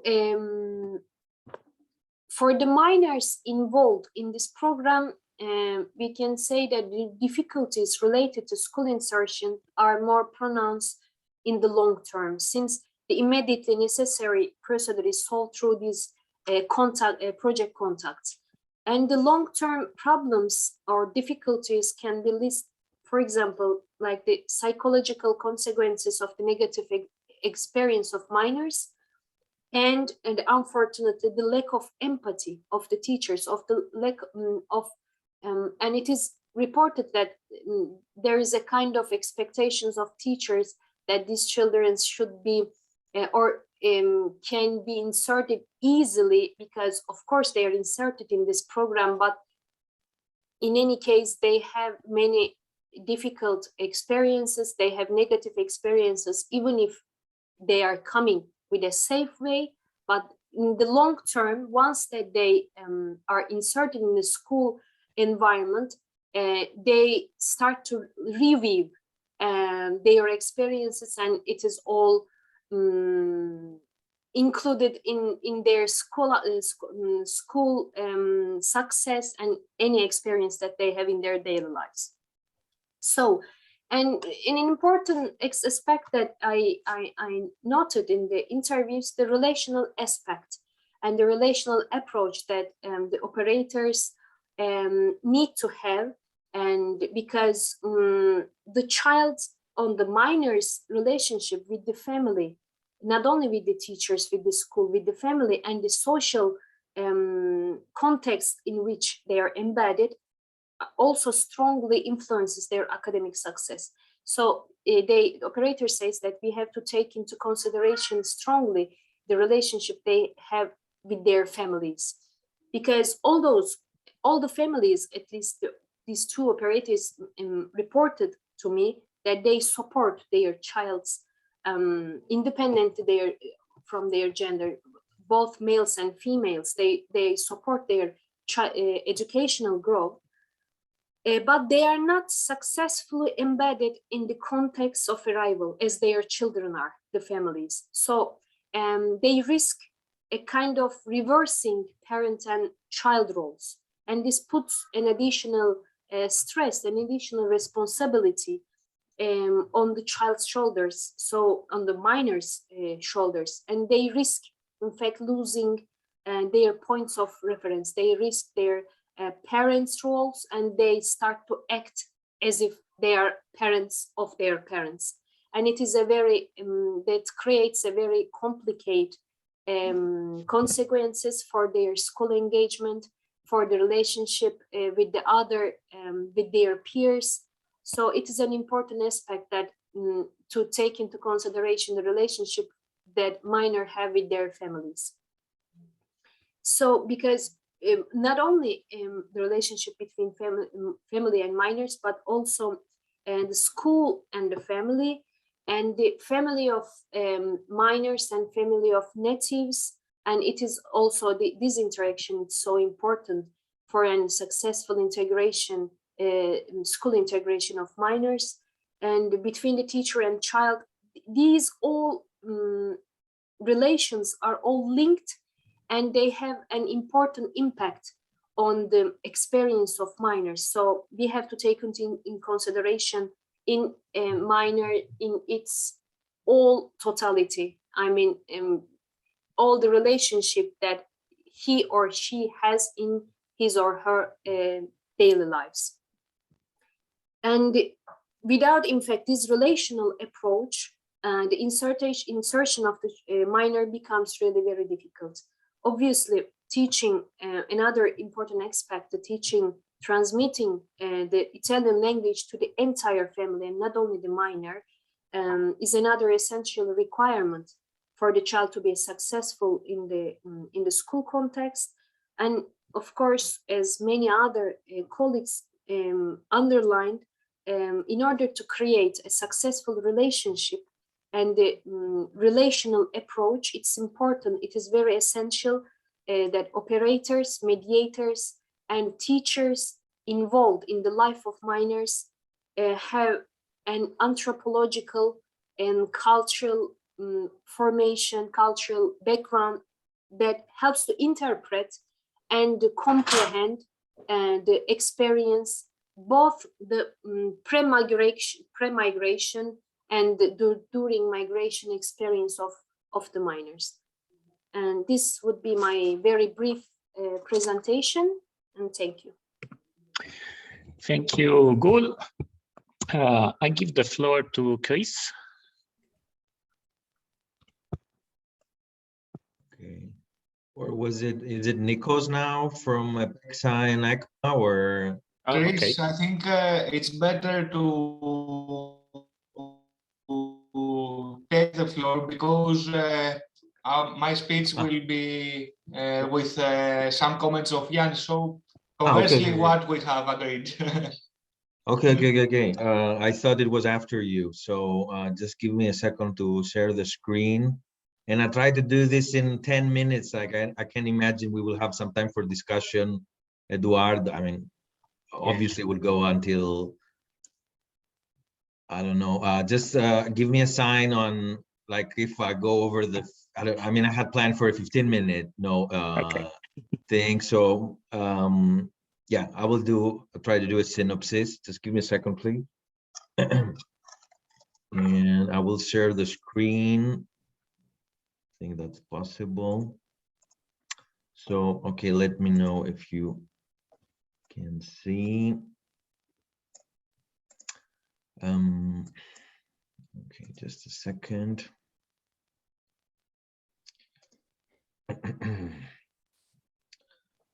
Pardon for this small interruption, and I hope you're hearing me okay. Yeah, we can hear you. Give me a second here. Just share the open office, and here we go. Just share it on. Okay, we can see. I think we're okay. So first of all, a good day from me. My name is Christos. This is a coordinator assistant of this, and representing sort of the German team with a team of Professor Giorgos at the Department of Social Sciences at the Fachhochschule in Kiel. Now, for our state-of-the-art review, I mean, as I told you, I'll try to do a synopsis of the state-of-the-art in order not to overlap with also some of the observations that were mentioned yesterday by Professor Polat, by Aicha. Which, and I have to mention that Professor Polat and Professor Giorgos, they belong to a network of critical migration scholars already from the migration pedagogic, as it was mentioned yesterday, but already in the direction of anti-racist education. So that's what I wanted to accentuate from the very beginning. There are some references that I have learned from them, or unlearned, let's say, in terms of my epistemological universe as a PhD candidate and researcher. So I will just I will begin with an educational concept in regards to the German case, and trying to specify it in Northern Germany or Kiel, and then wrap it up, also some pedagogical and teaching learning practices, and wrap it up with the conclusions and policy recommendations. And in regards to the intellectual output too, we're still on a work in progress situation, so we don't have any preliminary data to present.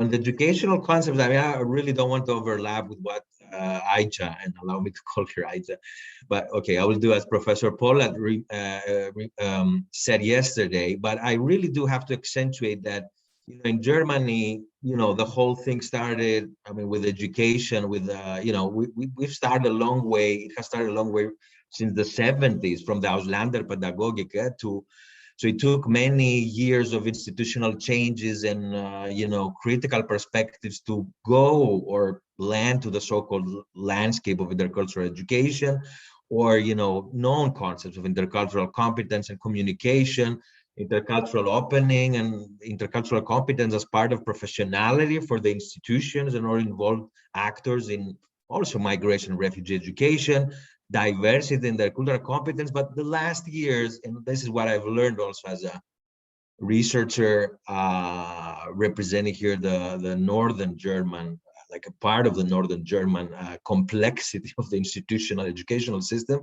But what I have learned also from post-colonial or decolonial critical educators is, concepts like as the anti-bias approach, the Vorurteilsbewusste Pädagogik by Sparks and Derman, translated by Wagner.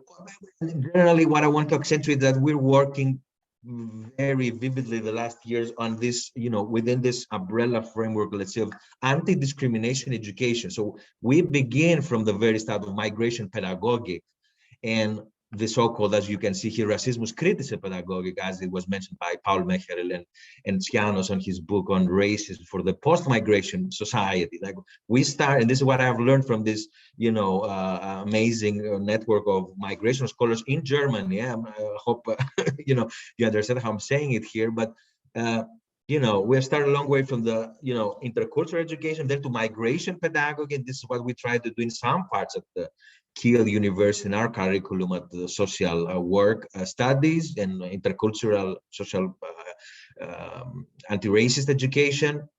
But now there's a shift of perspective also the last 4 years, and this is the thing that I want to share in terms of common knowledging and common sharing with the group, this notion of critical racism education that goes to the direction of anti-racist education. And I was also very happy to hear also the critical perspective from the Greek educator and also administrative today in the beginning, that she mentioned all these, institutional problems and barriers, and being also self-reflexive and challenging at the same time. That was really, impressive from the beginning. So in the anti-racist education, a lot of projects, educational programs and campaigns are being done in Germany combating all forms of racism. So we're trying to build like a holistic approach on working against racism. A lot of programs, again, Arbeitskreise, which means like working groups or like various working groups in various states and federal assignments in Germany. So pedagogical work again against, as you can see, gegen Islam, Feindlichkeit and anti-Muslims, Rassismus, that means against Muslim hatred or anti-Muslim racism, anti-Semitic pedagogy, huge, this is huge, umbrella topics here, and especially in Germany with this very, heavy, I would say, historical and memory context, anti-Tsiganismus pedagogic or pedagogy for the bipolar people of color and so on. So education as empowerment, intersectionality, undoing race and inequality, combating discrimination and exclusion. This was mentioned more or less from Professor Pollard yesterday. And empathy, I think I heard that also from the Italian speaker at the very beginning. And you remember we had discussed that on our Multiplier event. Empathy is not, here you can see this, and pardon if I'm going fast here, is always a mix of stress and enthusiasm, but empathy, for example, if we trying to build up on from the challenges of intercultural education to critical pedagogy, is always a relational concept. So we have to really dismantle these binarities, the epistemological binarities, which has to do with Eurocentric, academic point of view on going about things, migration or the social complexities of reality. So empathy, as you can see here, gibt's nicht in the App Store. It means it doesn't, you cannot buy that on the App Store. It's not like a category that you can click on your computer and just, buy it. This is not a positivistic approach. It's a relational approach. And I'm so happy that I heard from all of the speakers, at least today, these notions of relationality and building up, a fair democratic education. But I would like also to mention this notion of racismus critique, as I told you, which is being articulated by scholars like Paul Mecher, Kurabas, Yiannis, Pollard, and all these amazing critical migration scholars. And this is, I think, goes for all our stakeholders and partners, also in the project, but also from some yesterday's input that I heard, especially in regards to this, I would say, outdated notion of the post-traumatic syndromes of refugees, that they are cultural specific. And this is exactly against the notion, or one of the notions that we're, I think this goes to a discussion like, I think 20 years ago, and in Kiel and in other parts with critical migration networks, we're working on other direction. And racism is critical. Allow me to mention some parts of the checklist. So is the critique of racism part of the institution self-image? So imagine that for all institutional stakeholders and educators, institutions, official, unofficial, or para-official actors, even for volunteers working in institutions on refugees and migration. Is the critique of racism understood as a permanent cross-sectional task affecting all levels and persons? What is the official policy of the institution on the subjects of racism and the critique of racism? Are there time and financial capacities made available? Does the topic play a role in staffing, in educators? That was also mentioned. I hope, again, this doesn't overlap with things that we heard as well as yesterday, but also today. Again, the structural barriers, the limits of a racism critical self-questioning, how can they be dealt with? Is there a transfer of knowledge about racism on a legal, symbolic, political, or social level, as it was asked again by Mecherin and Melter in 2010? And we have to see, of course, and that was mentioned as well, schools and educational structures, and we have to work together in this notion of, schools, educational structures, and this creation of safe space. This is a constant, I would say, relational struggle and self-reflexive struggle based also on my, critical positionality as a critical ethnographer. And meaning safe spaces, this is the thing that we learn from notions of anti-discrimination and anti-racist work and education. Sorry, we'll go to the next slide. Now, landing on the topic, so the living situation of young refugees and the effects in the context of education, also in Northern Germany. And I understand that I heard really vividly the critique in the very beginning, and we can have this discussion afterwards if you want, because this is also a political discussion, not with the plain ideological connotation, but in terms of structures and policies and about policy planners, who makes the decision, who influences the decisions that we are, try to apply in our communities of practice. I used to say, I try to avoid the term communities, and I say communities or fields of practice. But on the issue of young refugees, also in Schleswig-Holstein land, in northern Germany, of course, there are factors we have to take into account is the asylum procedure, the housing situation, family situation, traumatization or severe psychological stress, according to Gola, on the book by Professor Pollard, who has written a book on a methodological manual on migration and social work. Language acquisition, a huge topic also in the German, on this huge debate of integration, which has been also debunked the last years by critical migration voices and scholars. So language acquisition, which brings us to the issue of access, quality, variety of offers, institutional settings, policies, and so on. Access to the acquisition of school diplomas, also in Schleswig-Holstein, according to Gola, some schools in that region. Another common difficulty in obtaining a high school diploma is the lack of knowledge in the so-called MIT subject, math, computer science, natural science, and engineering for young refugees. And I would go on and saying that 5 models of integration have been identified according to this scan of the literature review that I did in the framework of this state of the review, state of the art, presentation. And these are these 5.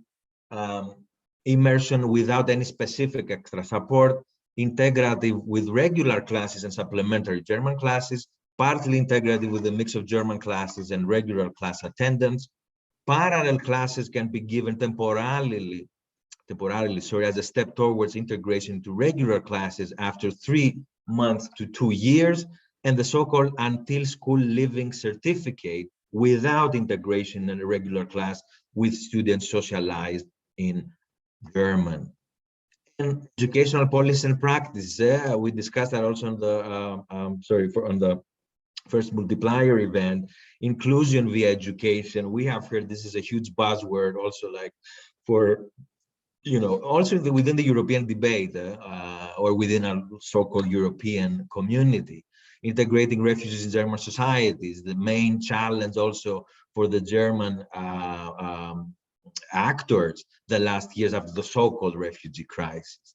So programs, there's a lot of state support or federal support. I think Professor Pollard highlighted yesterday the complexities of this. I would say I don't know how the valores, like this really complex system.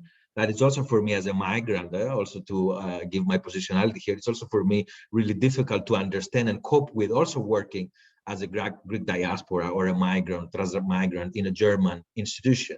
So programs for refugee participation, language learning, language acquisition, the huge concepts and demands of the German official, state policies, but also a shifting sense of identity, but also in terms of democratic citizenship and participation, I was meant by Mrs. Giannis and by some speakers today. And not only train the trainers, which is of course quintessential, but I would also accentuate the latest tendencies which come also from bottom-up, perspectives and social movements and other actors working on migration, refugee institutions and refugees.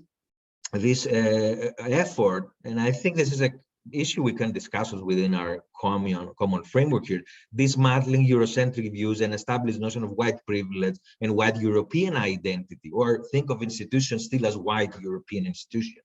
So there are these voices, as you said, Eduardo, and with the Italian presentation, I remember also decolonize the curriculum. This is also a huge demand in Germany in the last year, and this goes totally in the direction of anti-racist education. This is connected, sorry, with the demands of anti-racist education. And I think I have a couple of minutes more, so I will just try to give you my conclusion here. And so German school systems differ in the country's 16 states with additional discretion at city or school level. Therefore, it is not possible to give a comprehensive overview of a German approach towards the integration of refugee children and youth. Education authorities in the different states have devoted considerable efforts to defining and supplying good education to refugees. However, on the basis of the above identified challenges, several central areas of action can be identified according to Fogel and Stock on the International Educational Research Paper 2017. And again, access to education, organizational of school integration. There is no systematic, as the authors say, point out, there's no systematic assessment of the competencies, and learning needs of students before they are allocated to schools. Illiteracy also is considered as a limit to internal differentiation in preparatory German classes, so that special classes are gradually introduced. Go to the next slide. So the following measures, I will try to wrap it with that. The following measures are considered as helpful for the initial phase of school integration. More systematic assessment of initial competencies in subjects such as maths, languages, and science can help to avoid the allocation of students to programs that do not help them to achieve their full potential. Subjects should be taught soon after arrival, either in subject courses designed for German language learners or through courses in family languages. For example, when a large number of students with the same family language are in a particular location, and this helps to avoid the widening of qualification gaps. Evaluation and discussion of evaluation results is needed to learn also within the German or the North German system and its federal complexities, is needed to learn from the wide range of projects and models which seek to improve the initial school integration of young people. Interaction in regular classes, the following measures are urgently required to improve the situation in regular classes that include newly arrived refugee students.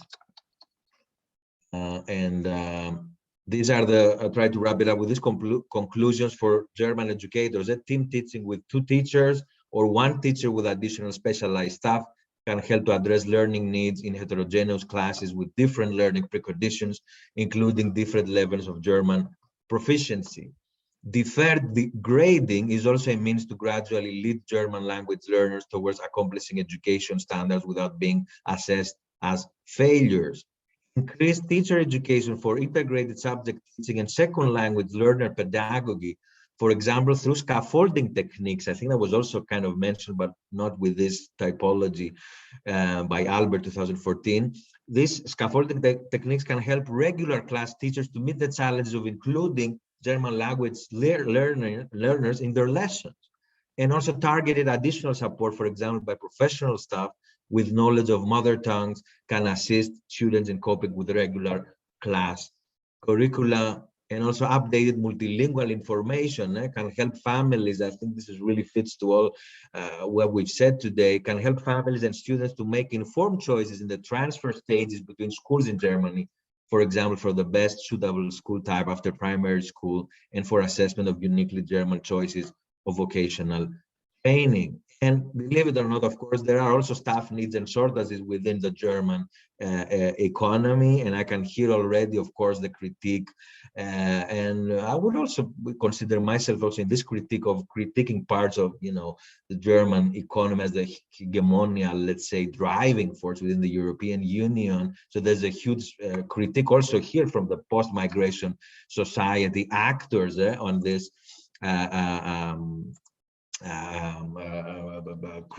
constructive critique always to the government, to the federal government. So there are staff shortages also in Germany, and there are also here some 2 measures in times of, for example, in times of decreasing refugee arrivals emergency measures should be replaced by long-term and sustainable solutions. This is a huge discussion also in Germany.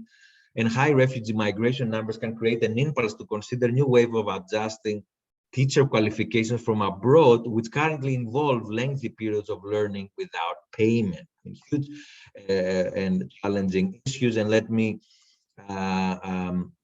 also a lot of, I mean, there's a policy recommendation here also from some multilingual migration researcher, introduce a multi-professional teams consisting of teachers, social workers, student counselors, and psychologists into schools in order to guide and support the emotional development of refugee pupils, establish a network of Arabic-speaking educators. I mean, this is a huge discussion also in Germany, and we have a lot of problem with white privilege or white Eurocentric authorities of teachers in schools in Germany, but also from educators as well.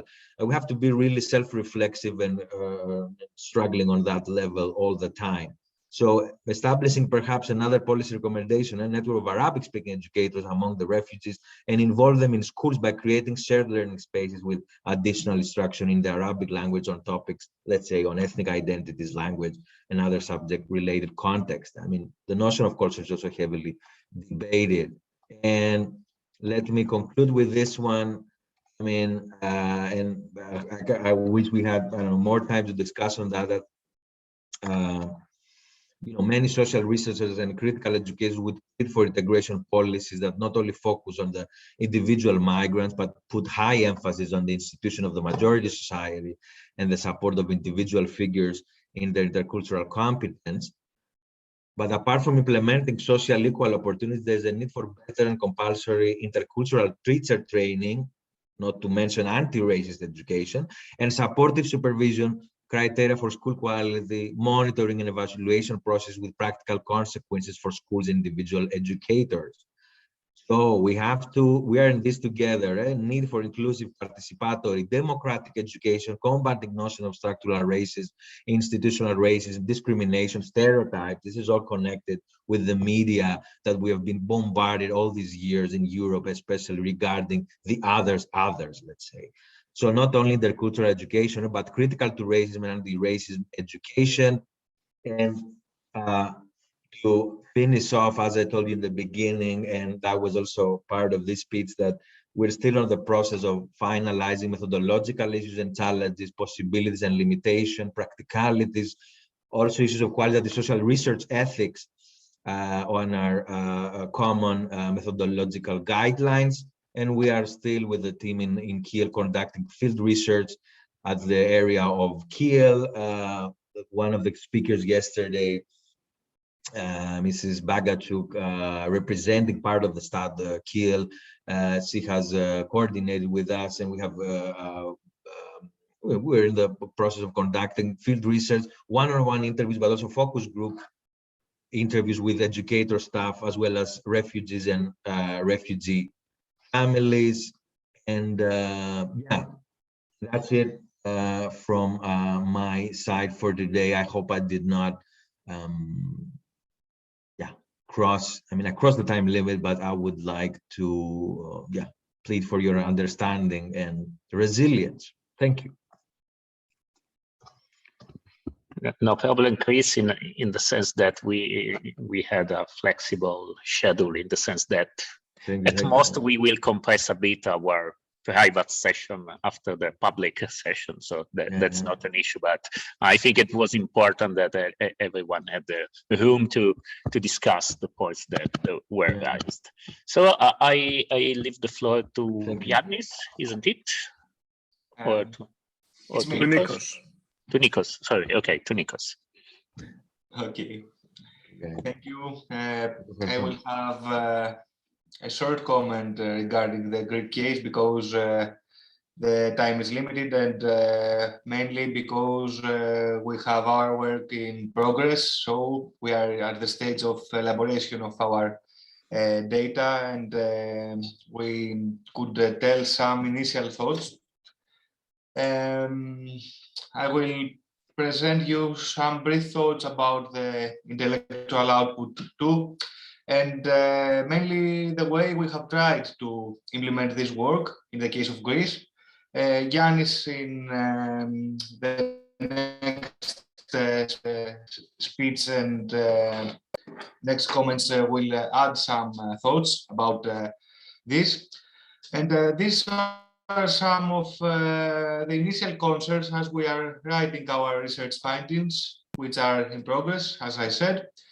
Also, I have to note that we thought it was very important to ensure a coherent framework with the intellectual output 1, which is also encouraged by our research proposal. Therefore, we sought to bridge the gap between the literature review and the main findings of this current intellectual output. In the first intellectual output, provided useful information about the current situation in the context of educational policy for refugee students in Greece. I will remind that the literature review had highlighted 4 fundamental aspects that affect the integration of refugee children into the Greek educational system. Very briefly, the first dimension was the operational administrative, such as the exclusion of refugee children from the Greek educational system.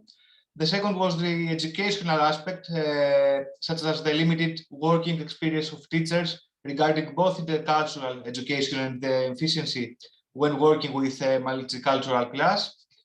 And other dimensions such as synergies on cooperation or training issues, such as educators were only trained to teach Greek as a mother tongue, not as a foreign language, or teachers had not access to counseling services so they can grow skills regarding the management of multicultural classrooms, were the main findings of the intellectual output 1 and the pillars to organize our methodology to go in depth for the intellectual output 2.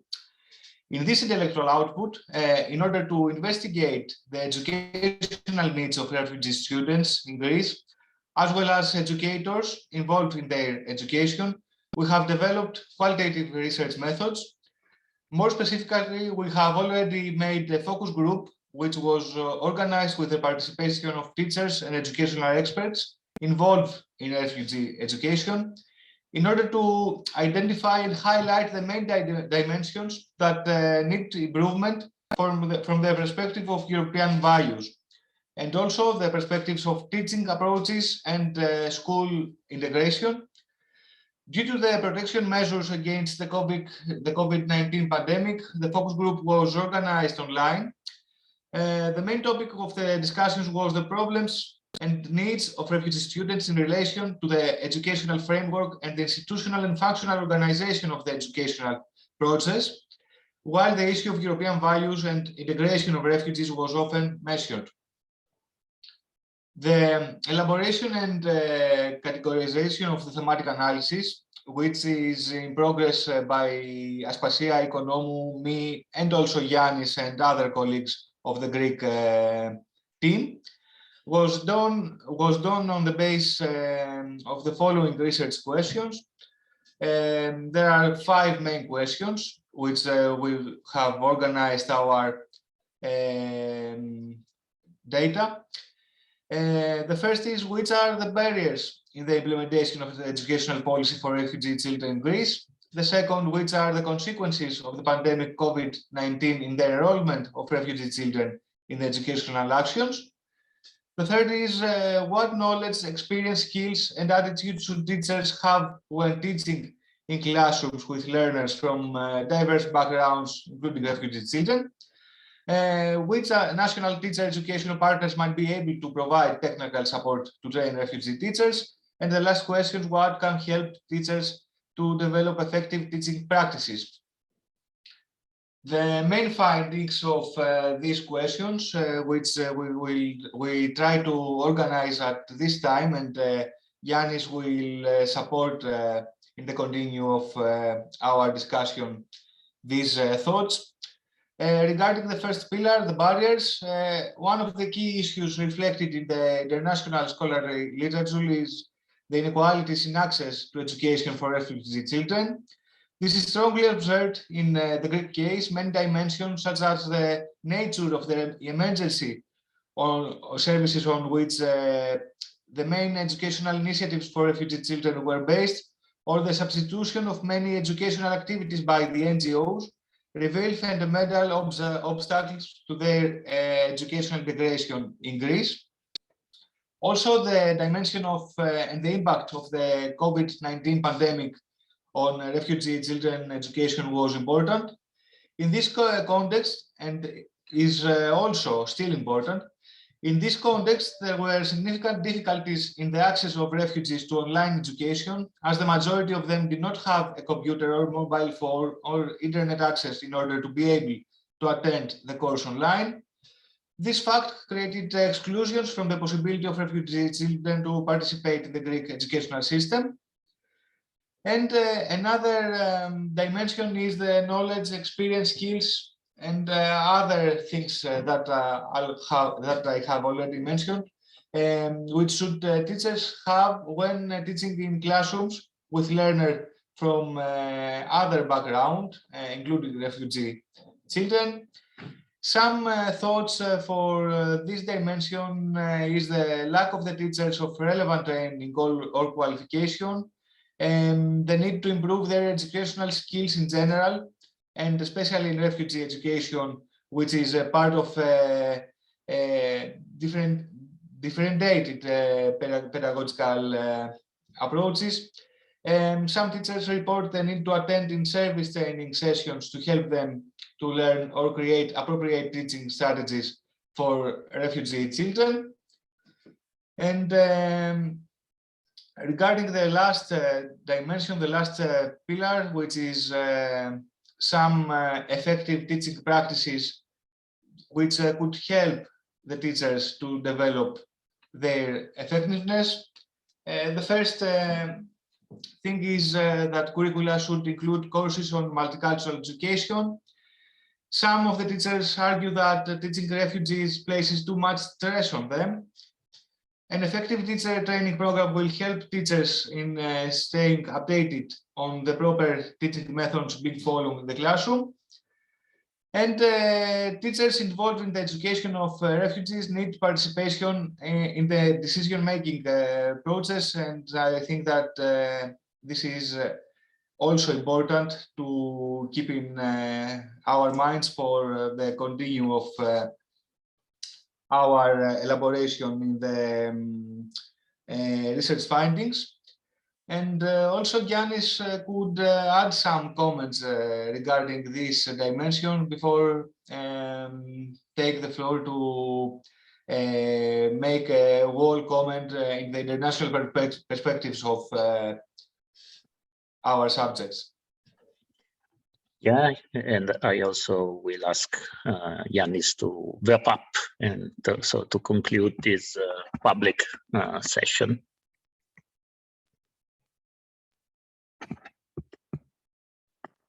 I believe you can see my screen now. Yes. So in the University of Athens, we have cooperated with EPEXA because we see the Greek case and the international case studies we are working on as having a common themes and common frameworks. I'm going to refer a little bit to the state of the art, our first intellectual output, and then go on to add some comments on the needs analysis that we are doing right now. We're in the process of completing. But I believe that most issues were covered by our speakers yesterday and today. And I think that there are many commonalities in the problems that are identified in refugee education in our countries. Now, the University of Athens, in the first intellectual output, was doing state-of-the-art review on EU and member states' policies and practices and international practices on refugee children education.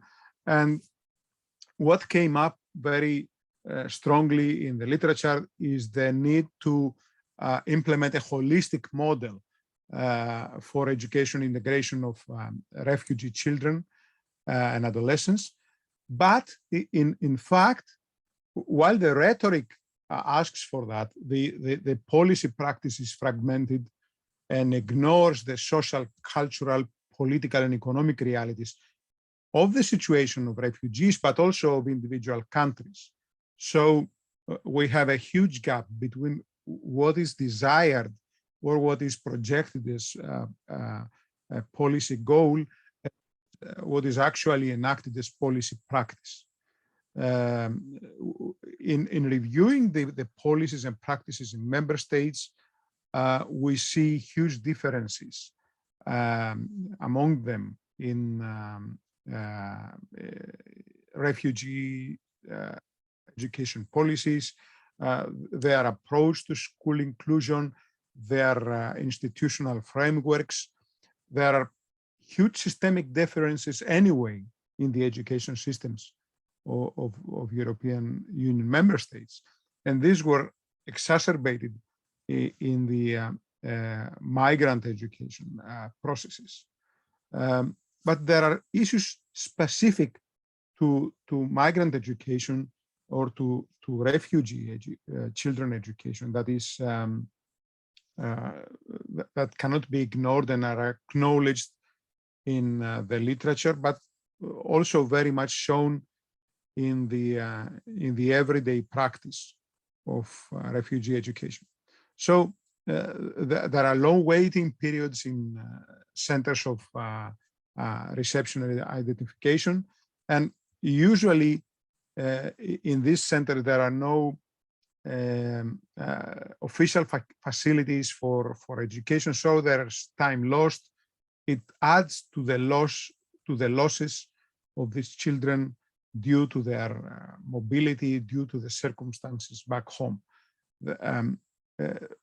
There's also a remarkable lack of information of education opportunities among refugee populations, and this was stressed also yesterday. So many refugee families do not actually understand which kind of opportunities they have for their children. Institutional structures are often inadequate.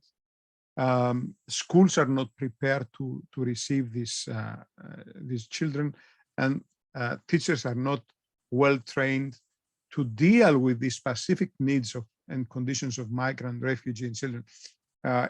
During the previous session, Vittorio also asked about why can't we also employ the framework of inclusive education towards special needs for refugee education. Well, my previous university department was the department that special education teachers in Greece, and we don't have a compulsory course on intercultural education or refugee education. So it's only an elective and only some students receive. We have students that are very well trained in autism or in learning difficulties or in blindness or things like that, but not how to manage a classroom that is diverse due to cultural, ethnic background issues or religious background issues. So what we have found is that structural compatibility, continuity, and focus on teacher training would increase the quality of education for refugee children and adolescents, but also would improve the framework for everyone in education in Europe. And this is an issue that has to be dealt with within the European education area. The European education area that is built up, that is constructed, and should be in place by 2025. Coming to the needs analysis, we have reviewed cases from all over the world because actually Europe is the center of this kind of a refugee crisis, but it's not the only place of the world that has these educational issues with refugees. So what we have found that all over the world, there are legal restrictions and institutional barriers that prevent children from accessing education in the first place or restricting their own opportunities. Educational opportunities are limited, but they are also disruptive. There is no continuity, and sometimes there is no compatibility between different periods of learning and different institutional frameworks. So we have to ensure enrollment and attendance in a continuous way. And we have to adapt schooling. That has come up as a specific need, that schooling has to be adapted to the refugee children circumstances. They move constantly and they start all over. They lack interest for the language of their host country because they are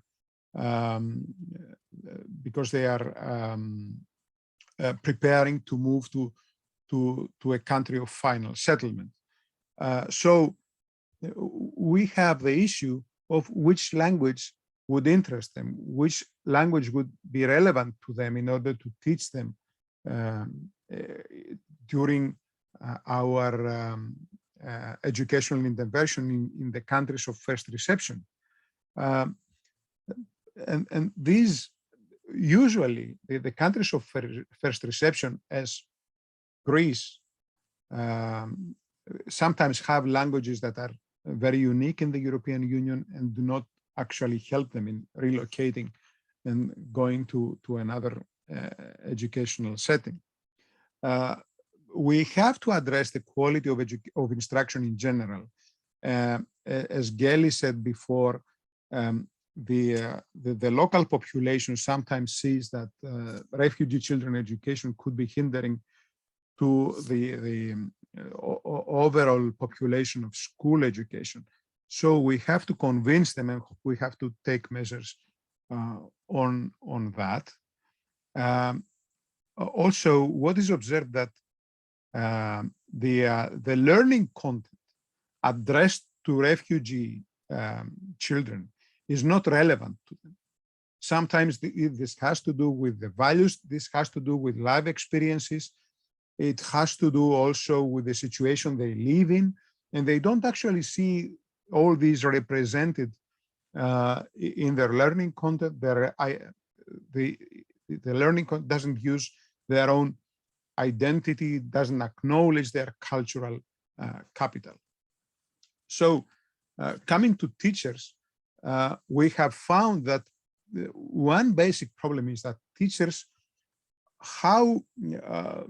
no matter how prepared or unprepared they are, they do not actually sometimes have a basic understanding of what it takes to be a refugee, what it means to be a refugee, what kind of needs, what kind of traumas you carry with you, what kind of cultural understandings you have for the host culture and the host country.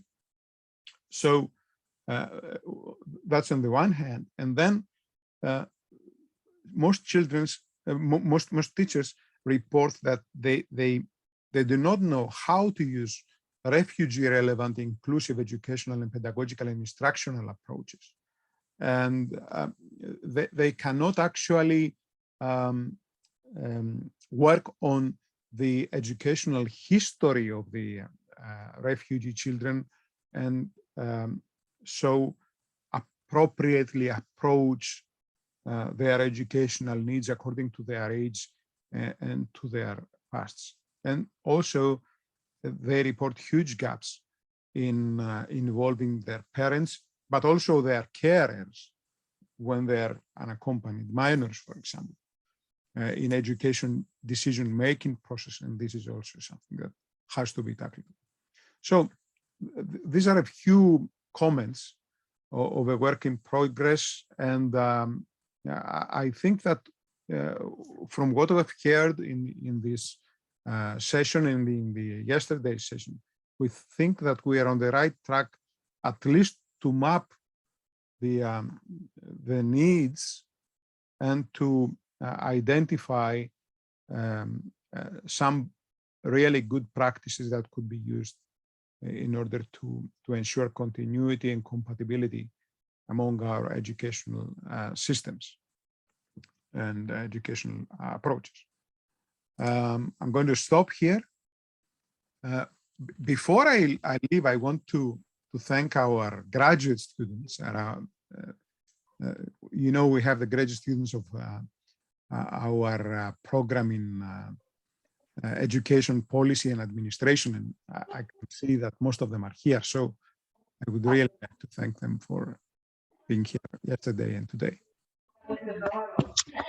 Thank you, Yiannis, and also thanks to our keynote speaker that stays along with us, and to all the participants, including also students from our universities and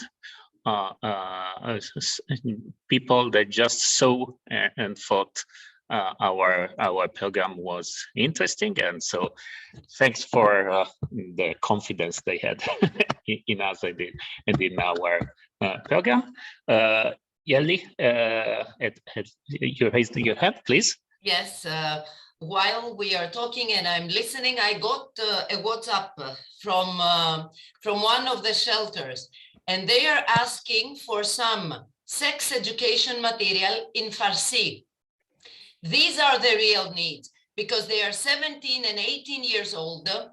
They want to have sex, or they are having sex, and they need material in Farsi.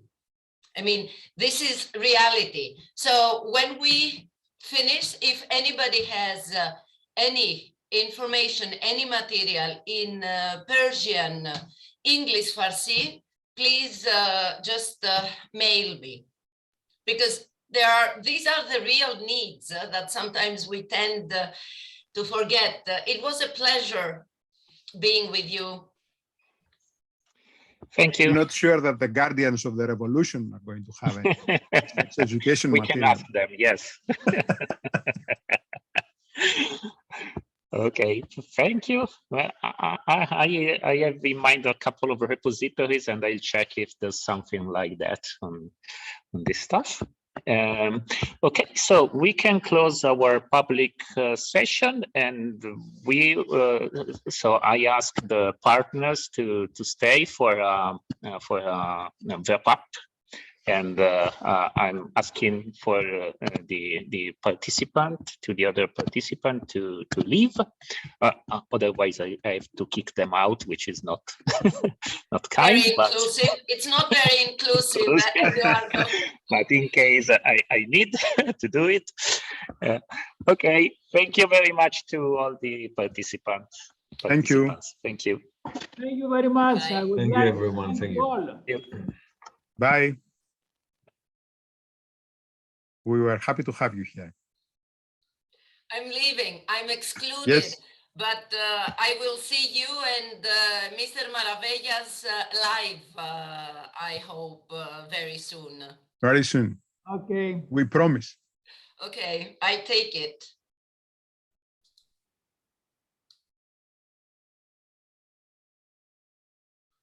Okay, so we all have the co-host powers, so you know you can kick out, because first it's written so small that I cannot even read the names, and second, if you know who has to be kicked out.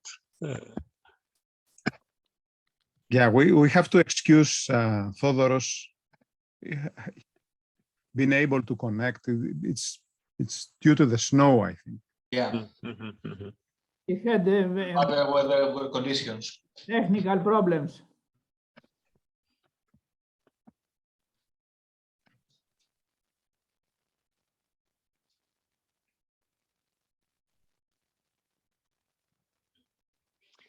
Let's do it differently. Is there anyone which is not co-host that has to stay?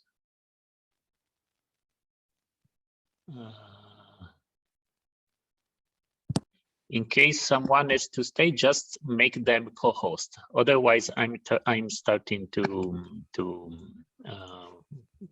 I am removing as well. Don't worry. Yeah, to put people in the waiting room. I need 30 seconds.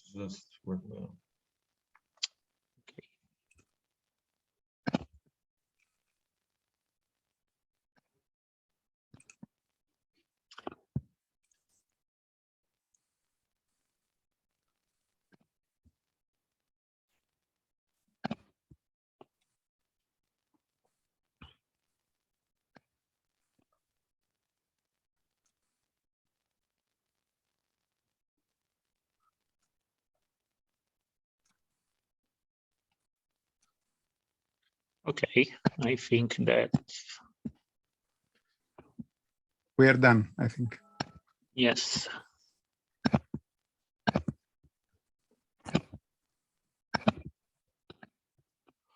Okay. Done. Good. No, good shall stay. Okay.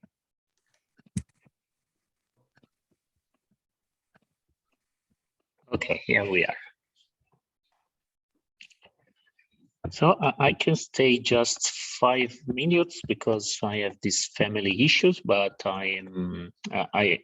Vittorio will stay, so he can lead the discussion. Is following the fieldwork together with Gul, and I'd like to also to especially thank Gul for her participation, because she had another.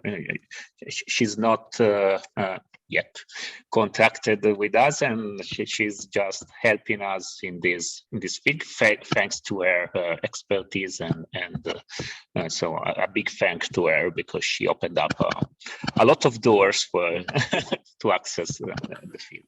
So okay, Yiannis, shall you go?